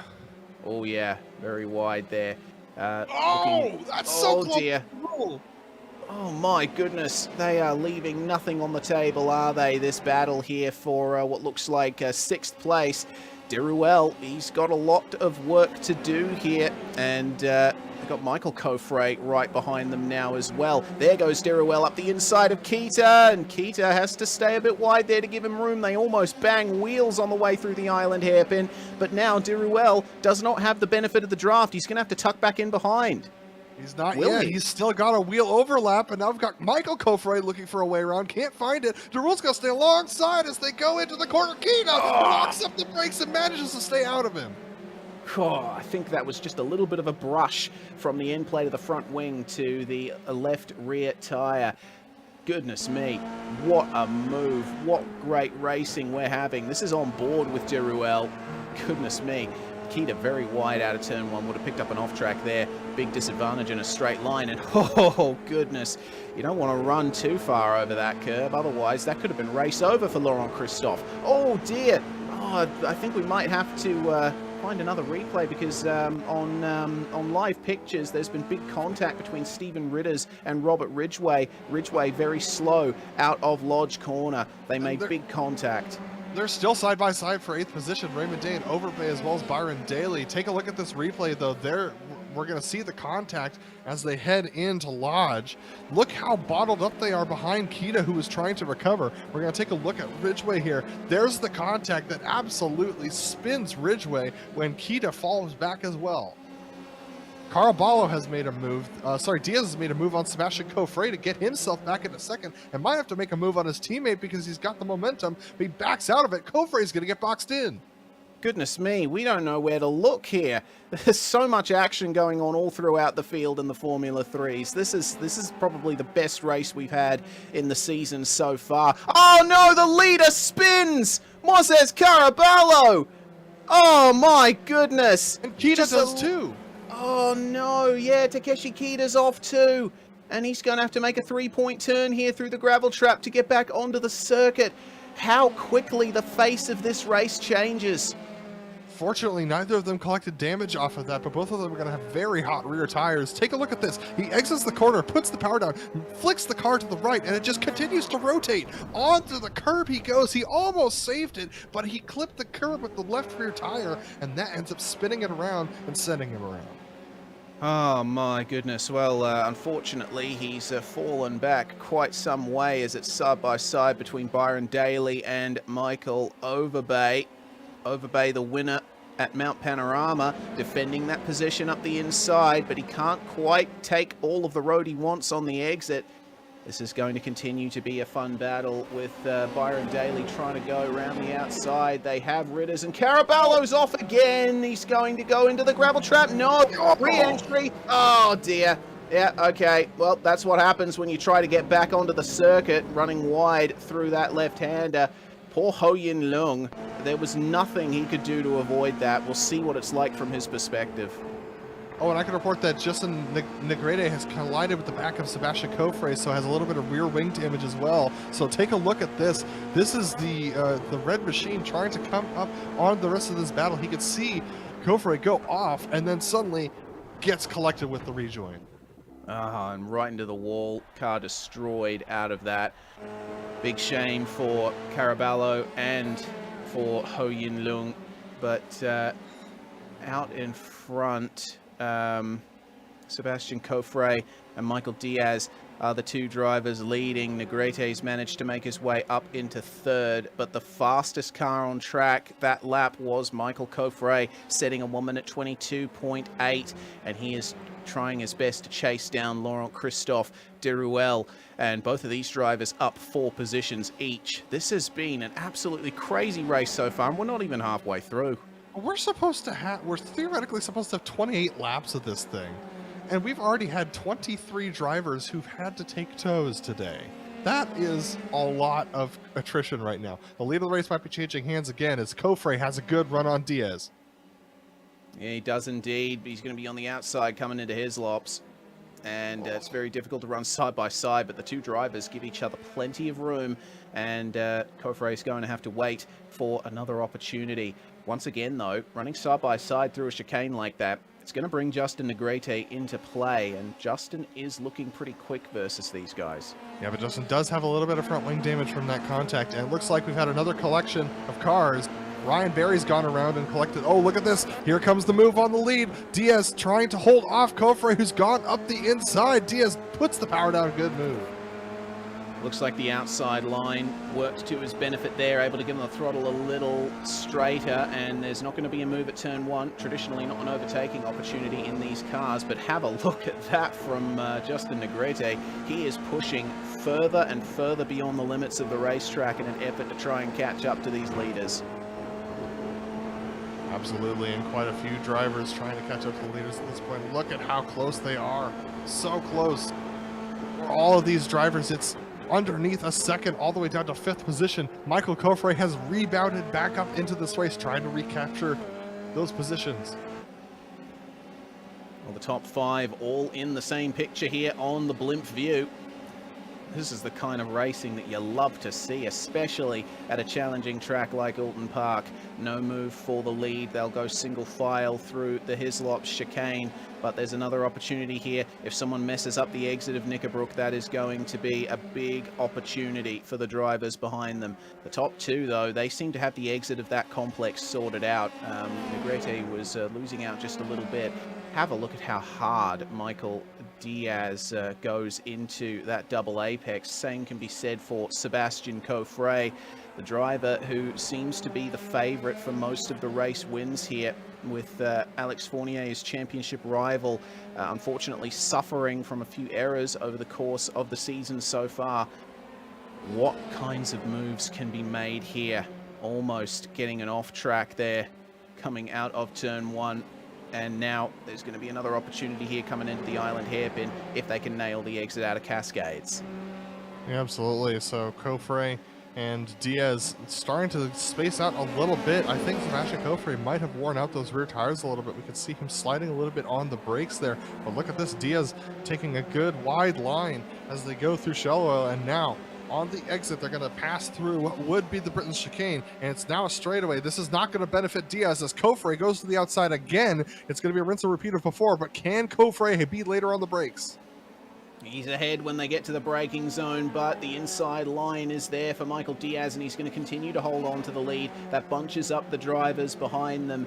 Justin Negrete can see this potential second place finish looming over him as we ride on board with Michael Kofre chasing down Deruel. And there's not going to be any moves to be made here into Druids, this very fast double apex ride. And actually losing out a little bit on the exit there. He's going to have to wait for another opportunity. Absolutely, but he's got some good speed on the exits of these corners. He might have a move into the first turn if he tries it here. He does. He's going to take a look to the outside. Nothing doing there. Tries to hang on to the inside. Can't get past. He's really harrying Diaz right now. Front row seat from 5th place to see the battling go on there.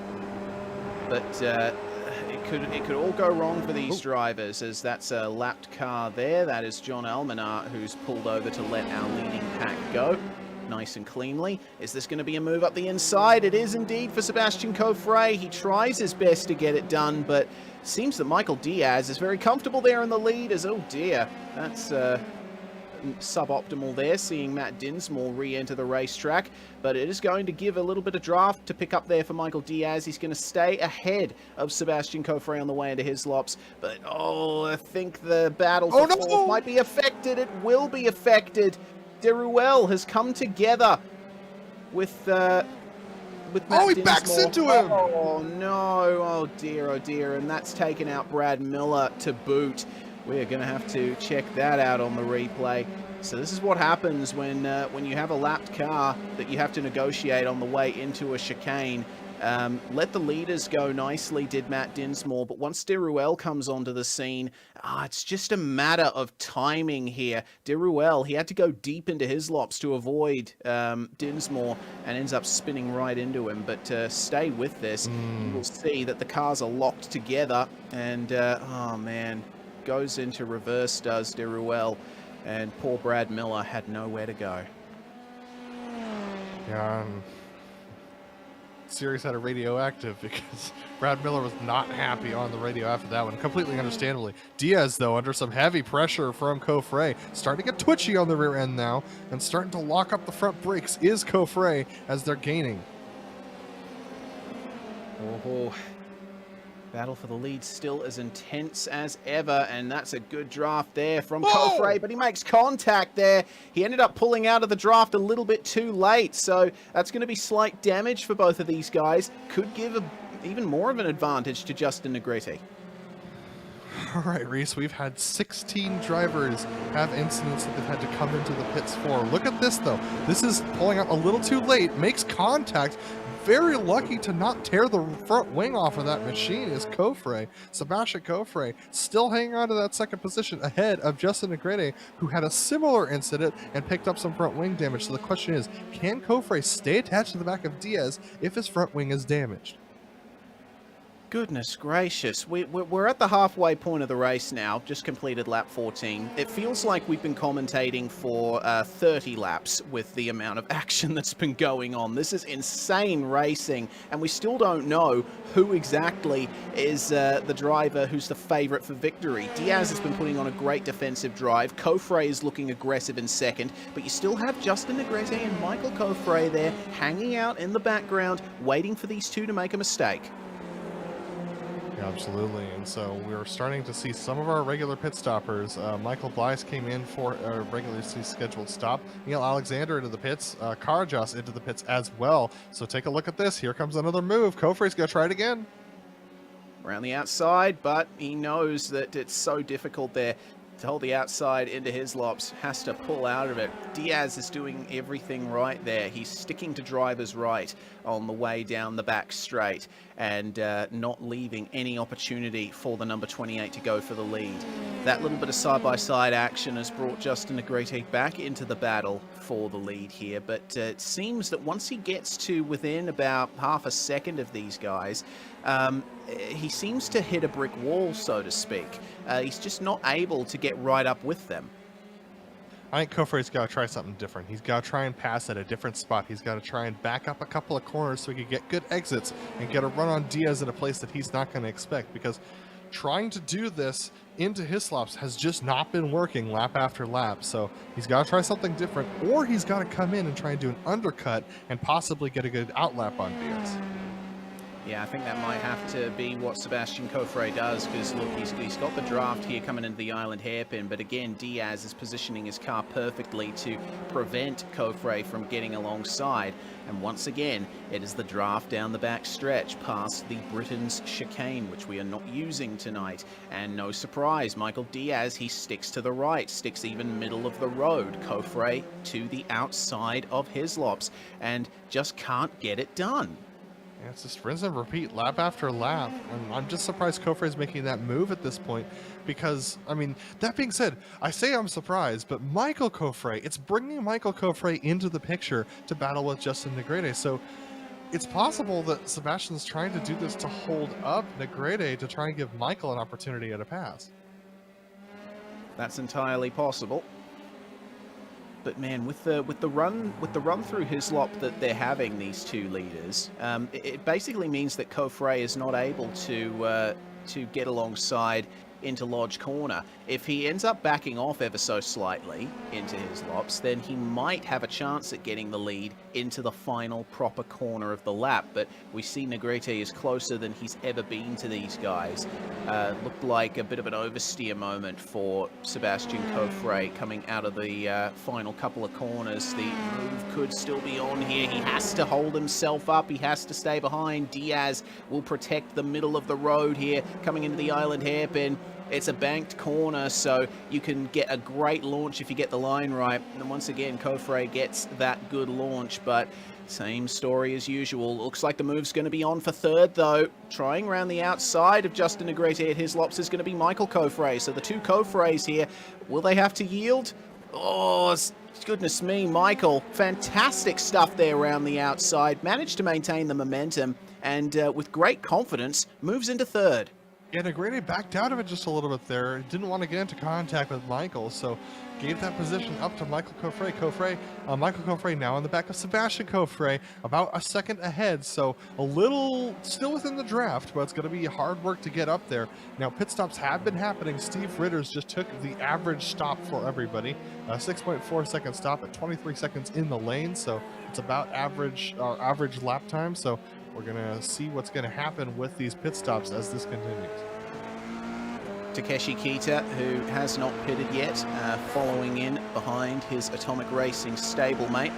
And Kita, one of the drivers that has not had the best of runs here in the first half of the race. It's going to be difficult for him to make up more positions, but we know Mr. Sneaky, he can probably find something towards the end to make up more places. Will he go into the pits this time? Yeah, he's sticking to the right and straight in he goes. Yeah, Kita's had a couple of incidents that we were not able to cover, unfortunately, so he's into the pits for regularly scheduled service, but way back down there in 9th position. Sebastian Coffre may have tried to make the attempt again on Diaz, once again unsuccessful, as Kita and Gunderson and Swindell's in the pits. When do these guys come into the pits? It seems with how close they are, they're all just waiting for each other to make the move. Because, you know, if you pit at the same time as your rival, yeah, you might be able to gain an advantage if they make a mistake in the box, but if they don't, then there's no advantage to be gained. But if you pit at a different time to them, then there's certainly potential there for a difference to be made. That's a spinner up ahead of them. That is Matt Dinsmore once again. Oh, wow, they're all coming in at the same time.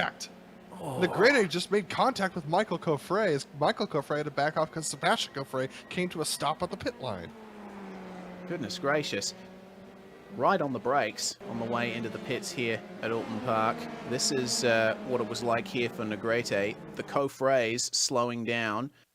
And, oh, wow. Yeah, that was a big checkup. So that might be ever so slight damage there for Justin Negrete. Oh. Well, Sebastian Coffre got pipped by Michael Coffre in the pit stops. He did.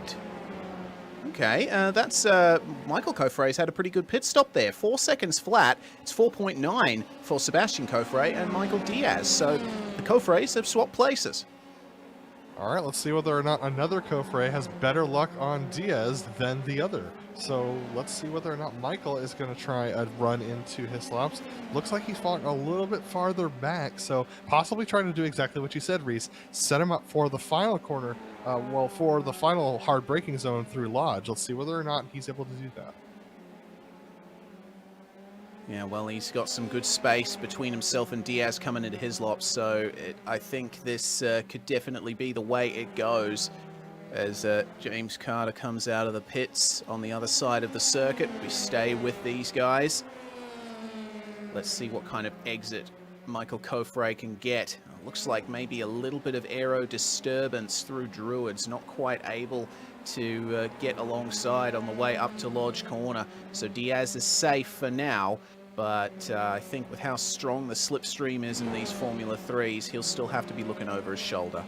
Absolutely, and Sebastian Coffre still clinging to the back of these guys. Michael, wow, that was loose, but here we go. James Carter in the AM class, currently in 16th position. A little bit out on his lonesome right now, 5 seconds behind Richard Swindell's and 10 seconds ahead of Colin Diaz. So James Carter doing a good job hanging on to that 16th position and has a little bit of work to do to pull up forward. Yes, he's got a lapped car with him there.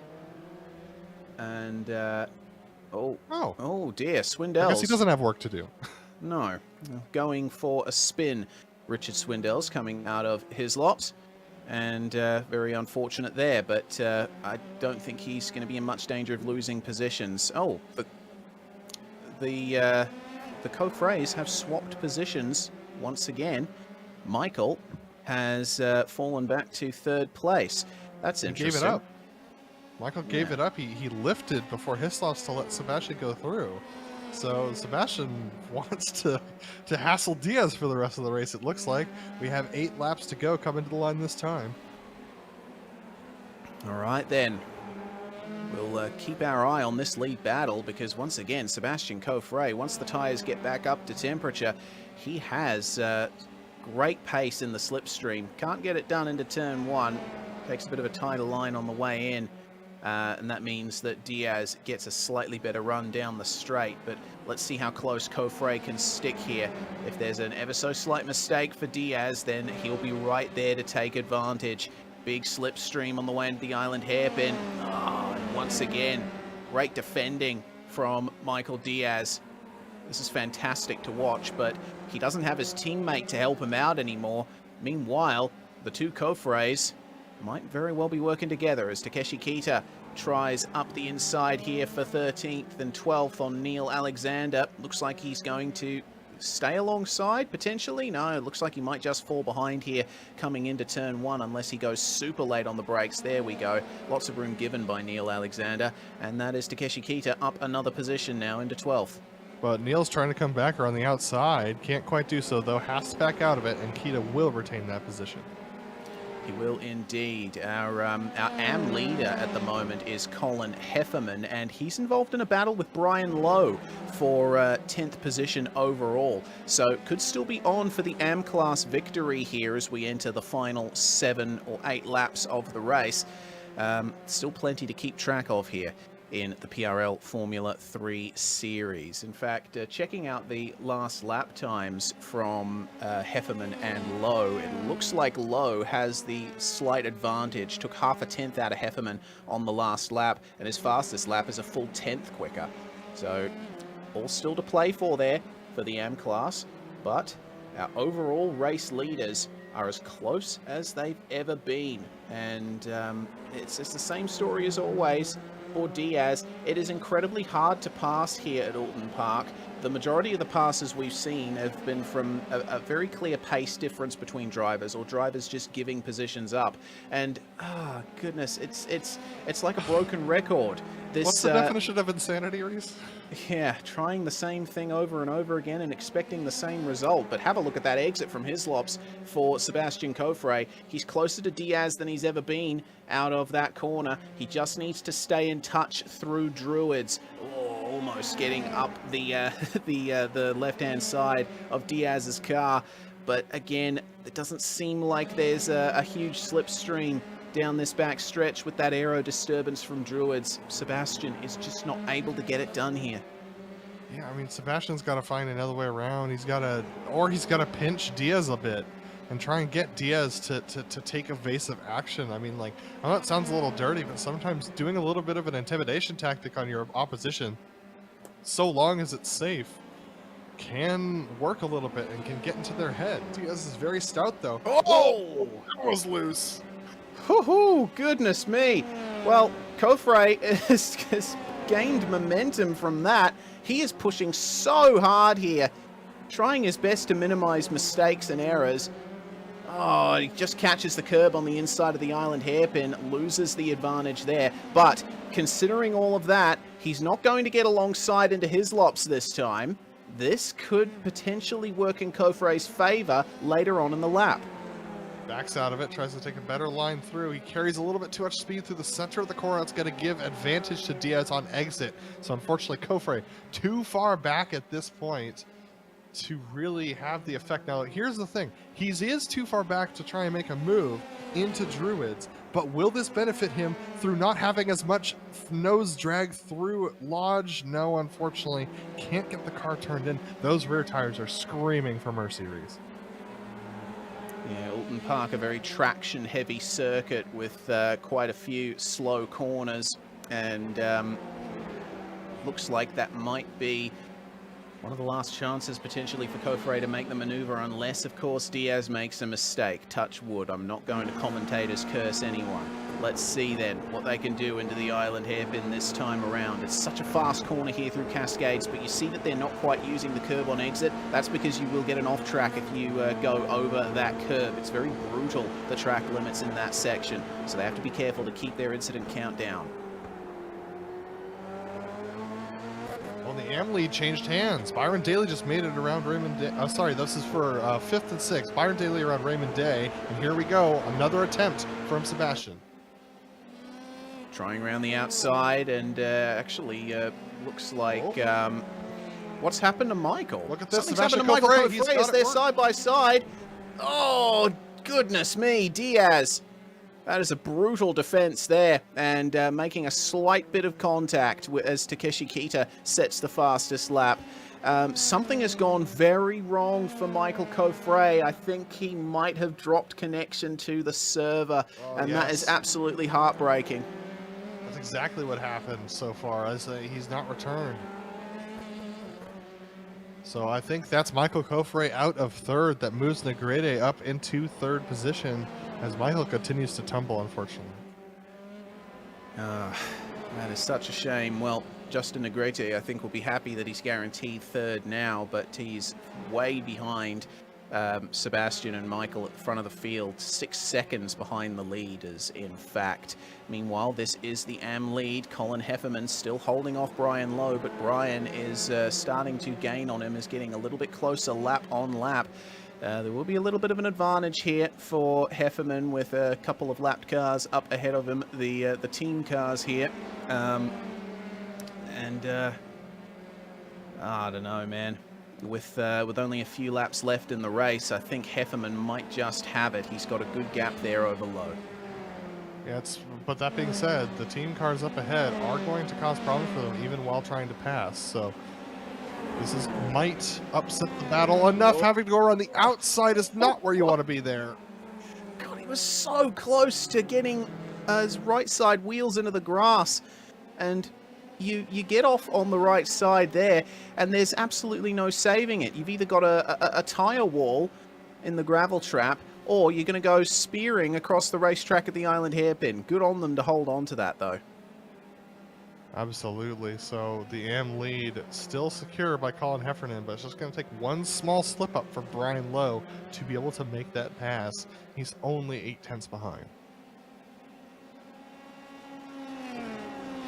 Well, 3 laps to go for our race leaders, and Michael Diaz is doing a sterling job of holding on to this victory. He has faced off some insane pressure here, and oh, that's a mistake from Coffray. Little bit of over rotation through the left-hander. The rear end got away from him slightly. You mentioned earlier, Adam, he might be having trouble with his rear tires, the amount that he's getting those snappy slides. Could that be affecting his ability to get alongside Diaz? It looks like he's not even going to try it this time. He's going to force Diaz into a shallow line, but unfortunately, he didn't back out far enough to take advantage of it. He was still alongside while going through the corner, and Coffray's rear tires are so burnt up at this point. He's really struggling. Diaz as cool, calm, and collected as ever. At least I imagine he is. If it were me, I'd be having my heart rate up like 200 BPM or something like that. The thing that Coffray needs to do is try to hold the inside and force Diaz to stay tight potentially. I mean, it's so difficult to make a pass at Oulton Park anyway, so I do have some empathy for him there, but I think he has to try somewhere else. Either somewhere else or something else. He's got to try and maybe back off a little bit, going through shell oils and like try and get Diaz to be comfortable and then make the dive. So I'm not sure. Oh, something's happened to Matt Gunderson. Oh dear. Yeah, that's at the Island Hairpin, and he's pulled back into the pits as a result of that. Looks like he just went pretty much straight on as it's side by side for the lead once more here. Now, does Coffray have the advantage? Does he get on the brakes nice and late? Too deep? No, too deep and spins. So, Sebastian Coffray, he stalled it. Justin Negrete is going to make his way around him. Coffray is going to fall down the order as a result of this. He does manage to get going, though. And, oh man, that's just very unfortunate. Burnt his tires out trying to pass Diaz as the 77. Oh boy, that was Raymond Day going for a little bit of a spin himself. Almost the AM leaders are side by side, Heffernan and Lowe, and they're in a similar situation. Contact, too much ghost contact, and Lowe has to spin it to stay off of Heffernan. Ah, that's a shame there.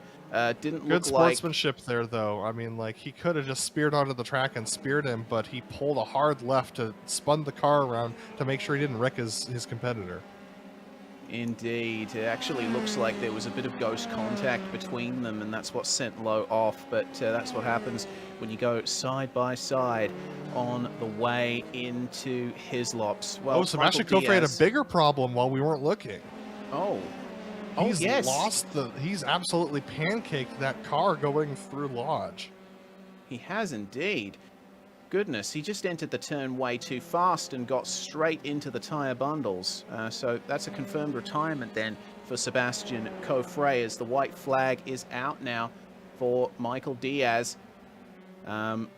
He faced off against all kinds of pressure all race long, but forced his rivals into mistakes with a great defensive drive, and I think this victory will taste especially sweet for him under absolutely no pressure here on the final lap. He can just cruise to victory, and it's going to be a great result for the Precision Racing Esports team. A shame that Moises Caraballo couldn't be up there with him, but it's going to be a blue and silver car up in the front. It's going to be Michael Diaz who takes victory in PRL Formula 3. Justin Negrete in second, and Byron Daly, I don't think he was expecting to finish third, but up 15 places, and he will get that done. Meanwhile, the AM leader, Colin Heffernan, in 7th place overall.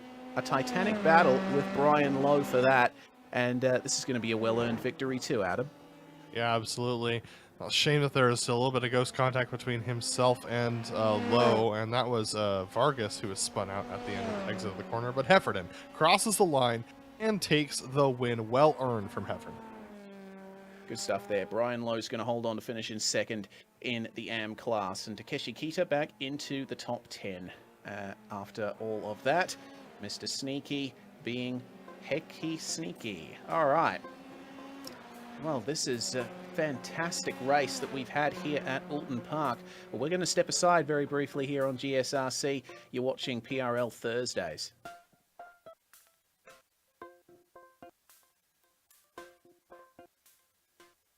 Hey there, I'm Nicholas Dubois, co-founder of Advanced SimRacing. We are a Canadian company.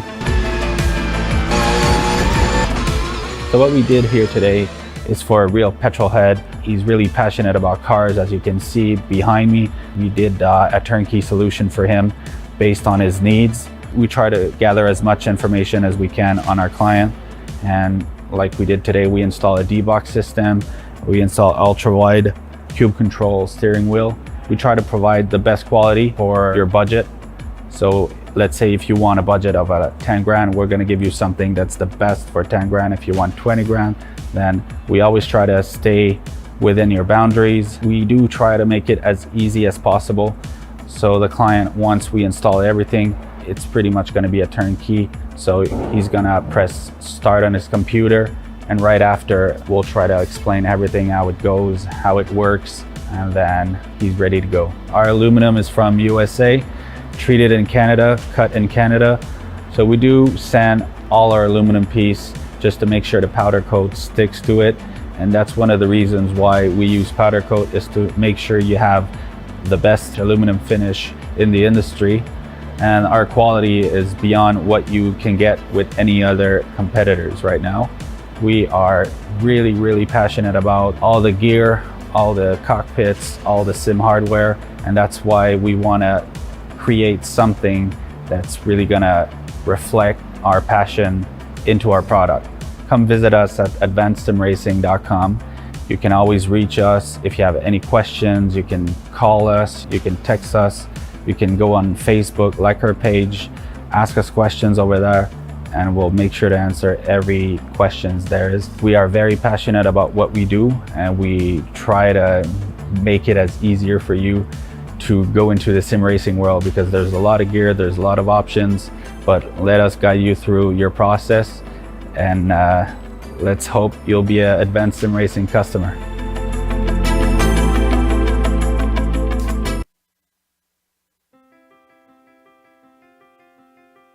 What a race in the Precision Racing League Formula 3 series at Oulton Park for round 4. It was Michael Diaz who came home with victory, putting on some great defensive driving. Justin Negrete in second, and Byron Daly completes the podium. Michael Overbay holds on for a 4th place finish from 13th. An excellent result for him. It's going to keep him in contention for the championship lead, with Stephen Ridders rounding out the top 5. Raymond Day finishes in 6th. Colin Heffernan takes the AM class victory from 20th place to 7th. Brian Lowe coming home just behind him in the AM class. Takeshi Kita sneaks into 9th place, and it's Neil Alexander who rounds out the top 10.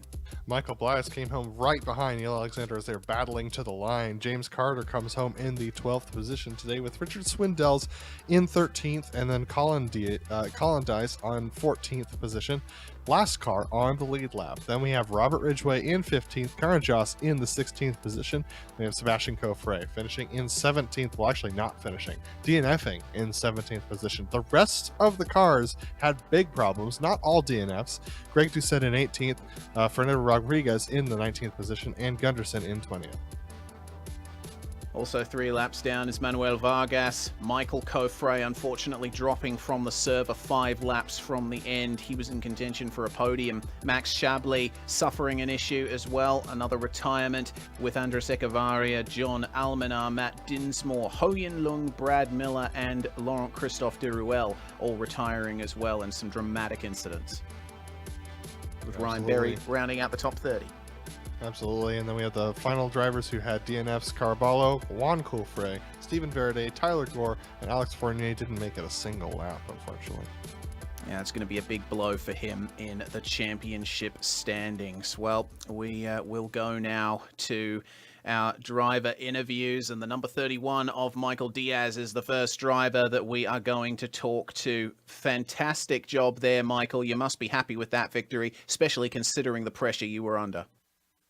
Hi guys, good evening. Yeah, it was a really tough race. These guys are so quick in these cars, and I got lucky, honestly. A few of them went off, and I was able to hold on thanks to the track. Yeah, the track is incredibly hard to pass on here at Oulton Park. In a downforce car like the Formula 3, it must be a fun experience, especially with that long back stretch. It's a blast, especially turn 1 and 2. Just tap the brake and flat out. It's really fun. Well, you were in 6th in the standings coming into this race after not starting the first round at Silverstone, but this should be a good points haul for you and might bring you in contention for potentially top 3 in the mid-season. We'll see where it goes. Like I said, these guys are really quick, and I really don't know what I'm doing in this car. So we'll see what happens from now on. I'll try to get a little bit better. We'll see what happens indeed. But congratulations once again for your victory, Michael. Who do you have to thank for it? Definitely Moises Caraballo, my teammate. He really helped me out. Unfortunately, he lost it, and that was his race done. But he really helped me spotting with the field and all that. So yeah, shout out to him and the guys at PRL. Shout out to you as well, Michael. Thanks for joining us. Next up, we've got our 2nd place finisher, Justin Negrete. Fantastic performance from him, just keeping his nose clean, stood by with Adam Lindgren. Well, keeping his nose clean relatively. I mean, Justin, after that hard bump you had with the back of Sebastian, did you really think you would have kept the pace to hang on to the 2nd position today? Yeah, hopefully you guys can hear me. My microphone's a little weird, so just let me know if you can't. Okay, cool. Yeah, I wasn't sure if my front wing got damaged. I was expecting him to, continue through that turn, and I accelerated, and it kind of caught me off guard. But after that, I was like, "Oh crap, is my stuff damaged?" But it wasn't, thankfully, and I was just able to, just to stay behind that, that squabbling crew up there. Eventually caught up. But yeah, that was a bunch of fun, kind of hard-nosed racing, the kind of stuff that I like to be involved in. But yeah, it was a ton of fun today. Yeah, absolutely. Now, talk to me about your pit stop. It looks like you possibly had one more tank of fuel than the rest of the guys around you. Was that a decision that you made early on, or what led to that calculation? So this is my 2nd time doing this league, so I'm still figuring out the whole fuel thing. So it was just a miscalculation on my part. I did not mean to, take more than I needed. So that was I just need to get kind of used to that, that system. Obviously, if I figured that out, I would have been just right behind, that pack up ahead. But in due time, I'll get it down. Well, next up we head to Imola. Quite a different racetrack than this one. What are your thoughts heading into that round? Yeah, Imola's a fun track. Tons of chicanes. It's kind of a harder track to overtake, kind of like this one. But we got that big straight. I'm looking forward to it. I like Imola. I like Monza. I like all the Italy tracks. So it should be a lot of fun. Well, Justin, is there anyone you want to thank for your silver place finish today? Yeah, I'd like to thank Connor Wagner, who makes setups. Head over to his Discord and Patreon. He's a super, super awesome guy making awesome setups. Well, thanks for talking to us, Justin, and we look forward to seeing you at Imola next week. Awesome. Have a good night, guys. Thank you. All right, that's Justin Negrete, who finished in the second position. And next up, we have Byron Daly, who finished in third, talking to Reese. Indeed. Congratulations, Byron. Up from 18th place on the grid. Considering the attrition rate in this series, I think for you it was mostly a matter of survival, trying your best to avoid all of the incidents out on track. It paid off for you. Yeah, there's always something to that, just kind of staying on the racetrack and not getting caught up in anything. Honestly, it's helped me more than it's hurt me, so hopefully we can keep that going. I'm pretty happy with today's result, though. As you should be. Well, we go to Imola next. What are your thoughts on that place? Do you usually go well there when you race there? Honestly, what I've started to figure out is really as long as I get the car to my liking, I'm pretty good at most of these places now. Like, this is a place I was pretty sure I was going to be pretty bad at, but kind of got the car where I wanted it and just was able to click off a lot of good laps there at the end. I know that the attrition helped a lot, but, I like Imola as a racetrack. It's just going to be about getting the car right, trying to get the balance right to make some speed. Yeah, okay. Well, we'll see how much speed there is for you at Imola. Before we let you go, Byron, anyone you'd like to thank from your garage? Yeah, just NinjaTrader, NinjaTrader esports for letting me be a part of the team, get out here and do this stuff. So it's cool to do. You guys for broadcasting and Precision Racing League for putting the league on. So just thanks to everybody involved in all that. And thank you for joining us, Byron Daly, P3 on the road and in the pro class. P1 in the AM class, a fantastic performance from Colin Heffernan, stood by with Adam. Yeah, Colin, a great job today. Great job holding off Brian Lowe. Talk to me about that battle on the closing lap of the race and how you held him off.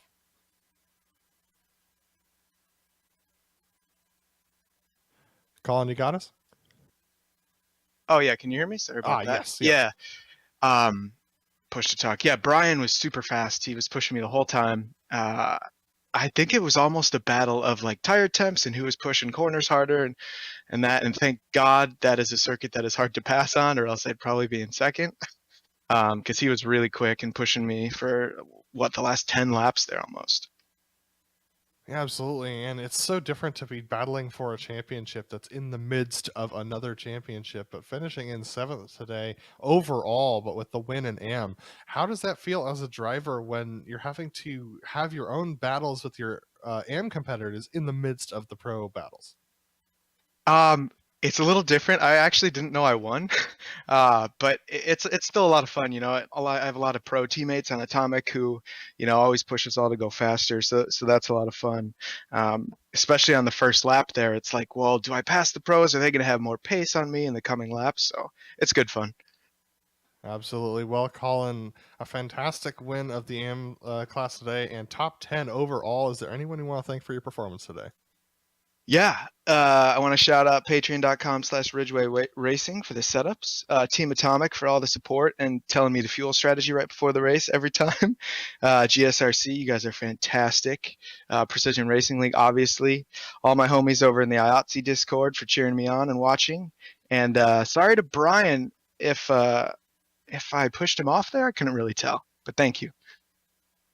Well, Colin, thank you so much for talking to us, and we look forward to seeing you at Imola next round. Thanks so much, guys. Take care. Alrighty, and we're going to be talking now with Neil Alexander, who finished in 10th place, another AM driver, and talking to Reese.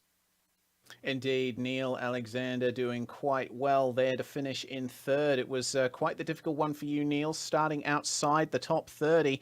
Goodness me, it's certainly a case of survival in this series most of the time. It is. It was a tricky one. How are you guys doing? Yeah, doing quite well. We hope that you're doing Excellent. well as well with a top 10 finish. How did you end up approaching this round? Oh, I just tried to keep it clean, you know? I mean, these cars disintegrate if they touch, so got to keep it clean and, you know, try to run as fast as you can without making any mistakes. So. Well, make very little mistakes. You did. We go to Imola next round. It's a track with plenty of chicanes. You're going to have to look out for those speed bumps on the inside of the curbs as well. So I think it's definitely going to be a case of just keeping it on the black stuff for that round. Absolutely. Quick shout out to Parabola Racing, and we'll see you guys next week. We shall do indeed, Neil. Thanks for joining us. And finally, it is Brian Lowe who we're going to talk to in second place. Thanks very much for joining us, Brian. Stood by with Adam Lindgren. Yeah, absolutely. Brian, fantastic race from you today. Coming home second in the AM standings, 8th overall. Talk to me about that battle with Colin going into Hislops. Just a little bit of ghost contact there, but you made the decision to hang a left after the rejoin and not head straight into him. What led to that decision? Was that the time that I tried to make the move on the outside? Yes. Yeah, I don't know. I wanted to take the inside, but I think he covered that pretty early on, so I was eager to get him moving, so I had to try to send one on the outside, but yeah, couldn't keep it on the track. Well, talk to me about racing around here. Such a challenging course to pass at, but you were gaining on Colin for quite a while. How were your tires and how's your machine at the end of that race? Yeah, when I started the race, I was gonna switch tires at some point. Like I made the decision. But then Leo, my teammate, actually told me not to, so I had to be extra careful with the rears because I was losing that on a lot of my practices earlier in the week. Well, Brian, second place in the AM Championship, a top 10 today. Is there anyone you want to thank today? I want to congratulate Colin on the win. I think that was pretty fair racing. He did a good job keeping it cool. Yeah, I just want to thank Leo for being my teammate. I think he always pushes me to be the best that I can. Well, Brian, congratulations on your finish, and we look forward to seeing you next round. All right, thanks, guys. That was Brian Lowe, who finished in the 8th position overall, second place in the AM Championship. And back to you, Reese. Wow, what a night of racing it has been in Precision Racing League Ferrari and Formula 3, and we certainly hope that you'll be able to join us next week when we go to the likes of Suzuka and Imola for that championship. Before we go, we'll give one more thanks to our sponsors. First off, the Majors Garage, home of free Baseline Plus setups, 24/7 coaching and more. Check out our link in the description below and use our special discount code MajorsGSRC for 10% off. Series sponsors at the Precision Racing League include Advanced SimRacing. They design and build the sturdiest and most durable aluminium profile racing simulation cockpits available in the market today. Visit them at advancedsimracing.com. RaceLab. It helps you to improve your driving skills. Start using it now for free at racelab.app. ButtKicker. Feel what you've been missing at thebuttkicker.com. And finally, NinjaTrader. Visit NinjaTrader.com and get started with a risk-free trading simulator to start tracking your performance. Thanks to the companies that provide the software and hardware for our broadcasts listed here on your screen. Additional thanks to June Lalonde, who provides our wonderful music. Check out her Bandcamp for more awesome work. Thanks to the team today, Adam, Joe, and Dougie. You can find more info about GSRC at globalsimracingchannel.com or through our social media listed on the screen. Also, please check out our merchandise store at gsrc.storeenvy.com. We keep a link in the description below. Don't forget to subscribe to our YouTube channel as well, so you don't miss a moment here on GSRC, including that next week race, Suzuka and Imola. 8:30 p.m. Eastern Time on Thursday, the April the 7th is when you can catch it. We also have upcoming races for other series listed on the screen, so check those out and mark them down on your calendar.